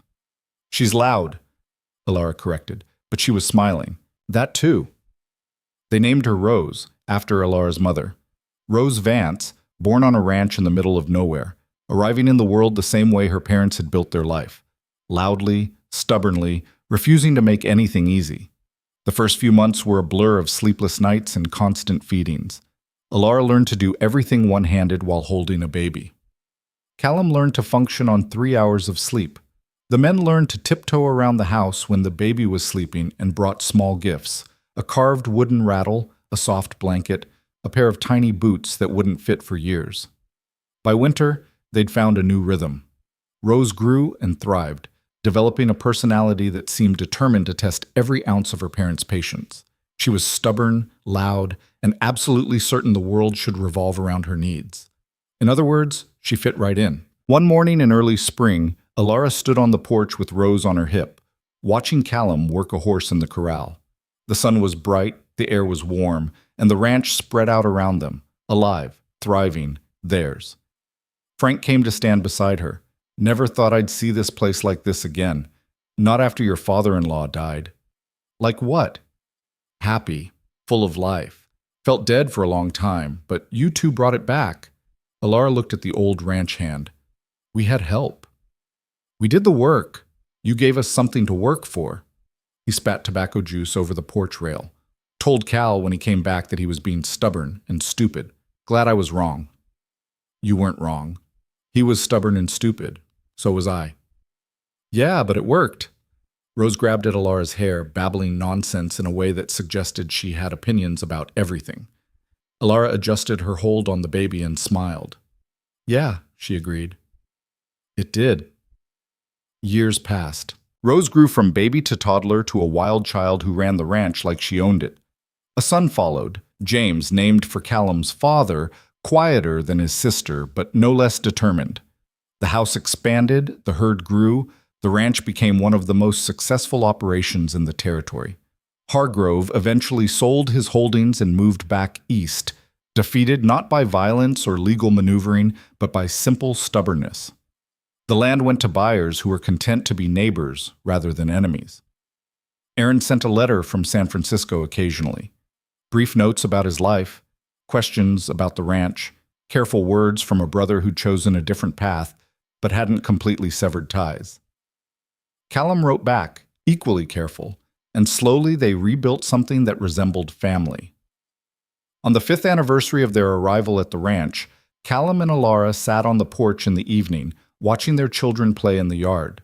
Rose was teaching James how to ride a stick horse, bossing him around with the same confidence she applied to everything. You ever regret it? Callum asked. Staying here? Choosing this life? Alara thought about the question seriously, thought about Thomas Webb and his empty promises, about the boarding house and its endless routine, about stepping off that train with 12 cents and nowhere to go. No, she said. Not once.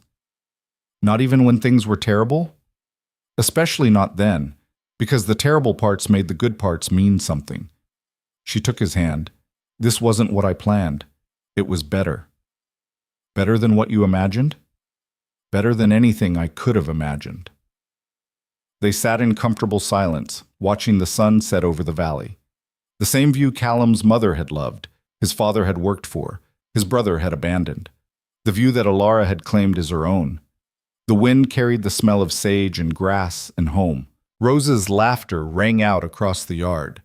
James fell off his stick horse and got back up without crying, already learning the resilience this land demanded. And somewhere in that perfect, imperfect moment, Alara understood something fundamental. She hadn't found the life she'd been promised. She'd built something better, something earned through work and stubbornness and refusing to quit even when quitting made sense. She'd built a home. Not just a house or a ranch, but a real home. The kind that existed not in structures or land deeds, but in the spaces between people who'd chosen each other despite all reason. The kind that lasted. Callum squeezed her hand. Thank you. For what? For showing up. For staying. For being crazy enough to think this could work. We both were crazy. Yeah, best decision I ever made. The sun dropped below the mountains, painting the sky in shades of orange and purple. Rose called that dinner should be ready. James echoed her with less volume and more politeness. The ranch settled into evening, and somewhere in the barn, Frank was probably checking things one last time before heading to the bunkhouse. Alara stood, pulling Callum up with her. Come on, our children are demanding to be fed. They're always demanding to be fed. They take after their mother. And their father. They walked inside together, into the house they'd saved, the life they'd built, the future they'd fought for. Behind them, the valley darkened and the stars came out, indifferent and eternal. The frontier hadn't changed. It was still hard, still unforgiving, still capable of breaking anyone who wasn't strong enough to bend. But Alara had changed. She'd arrived broken and became whole, arrived alone and built a family, arrived with nothing and created everything. And in the end, that was enough. More than enough. It was exactly right.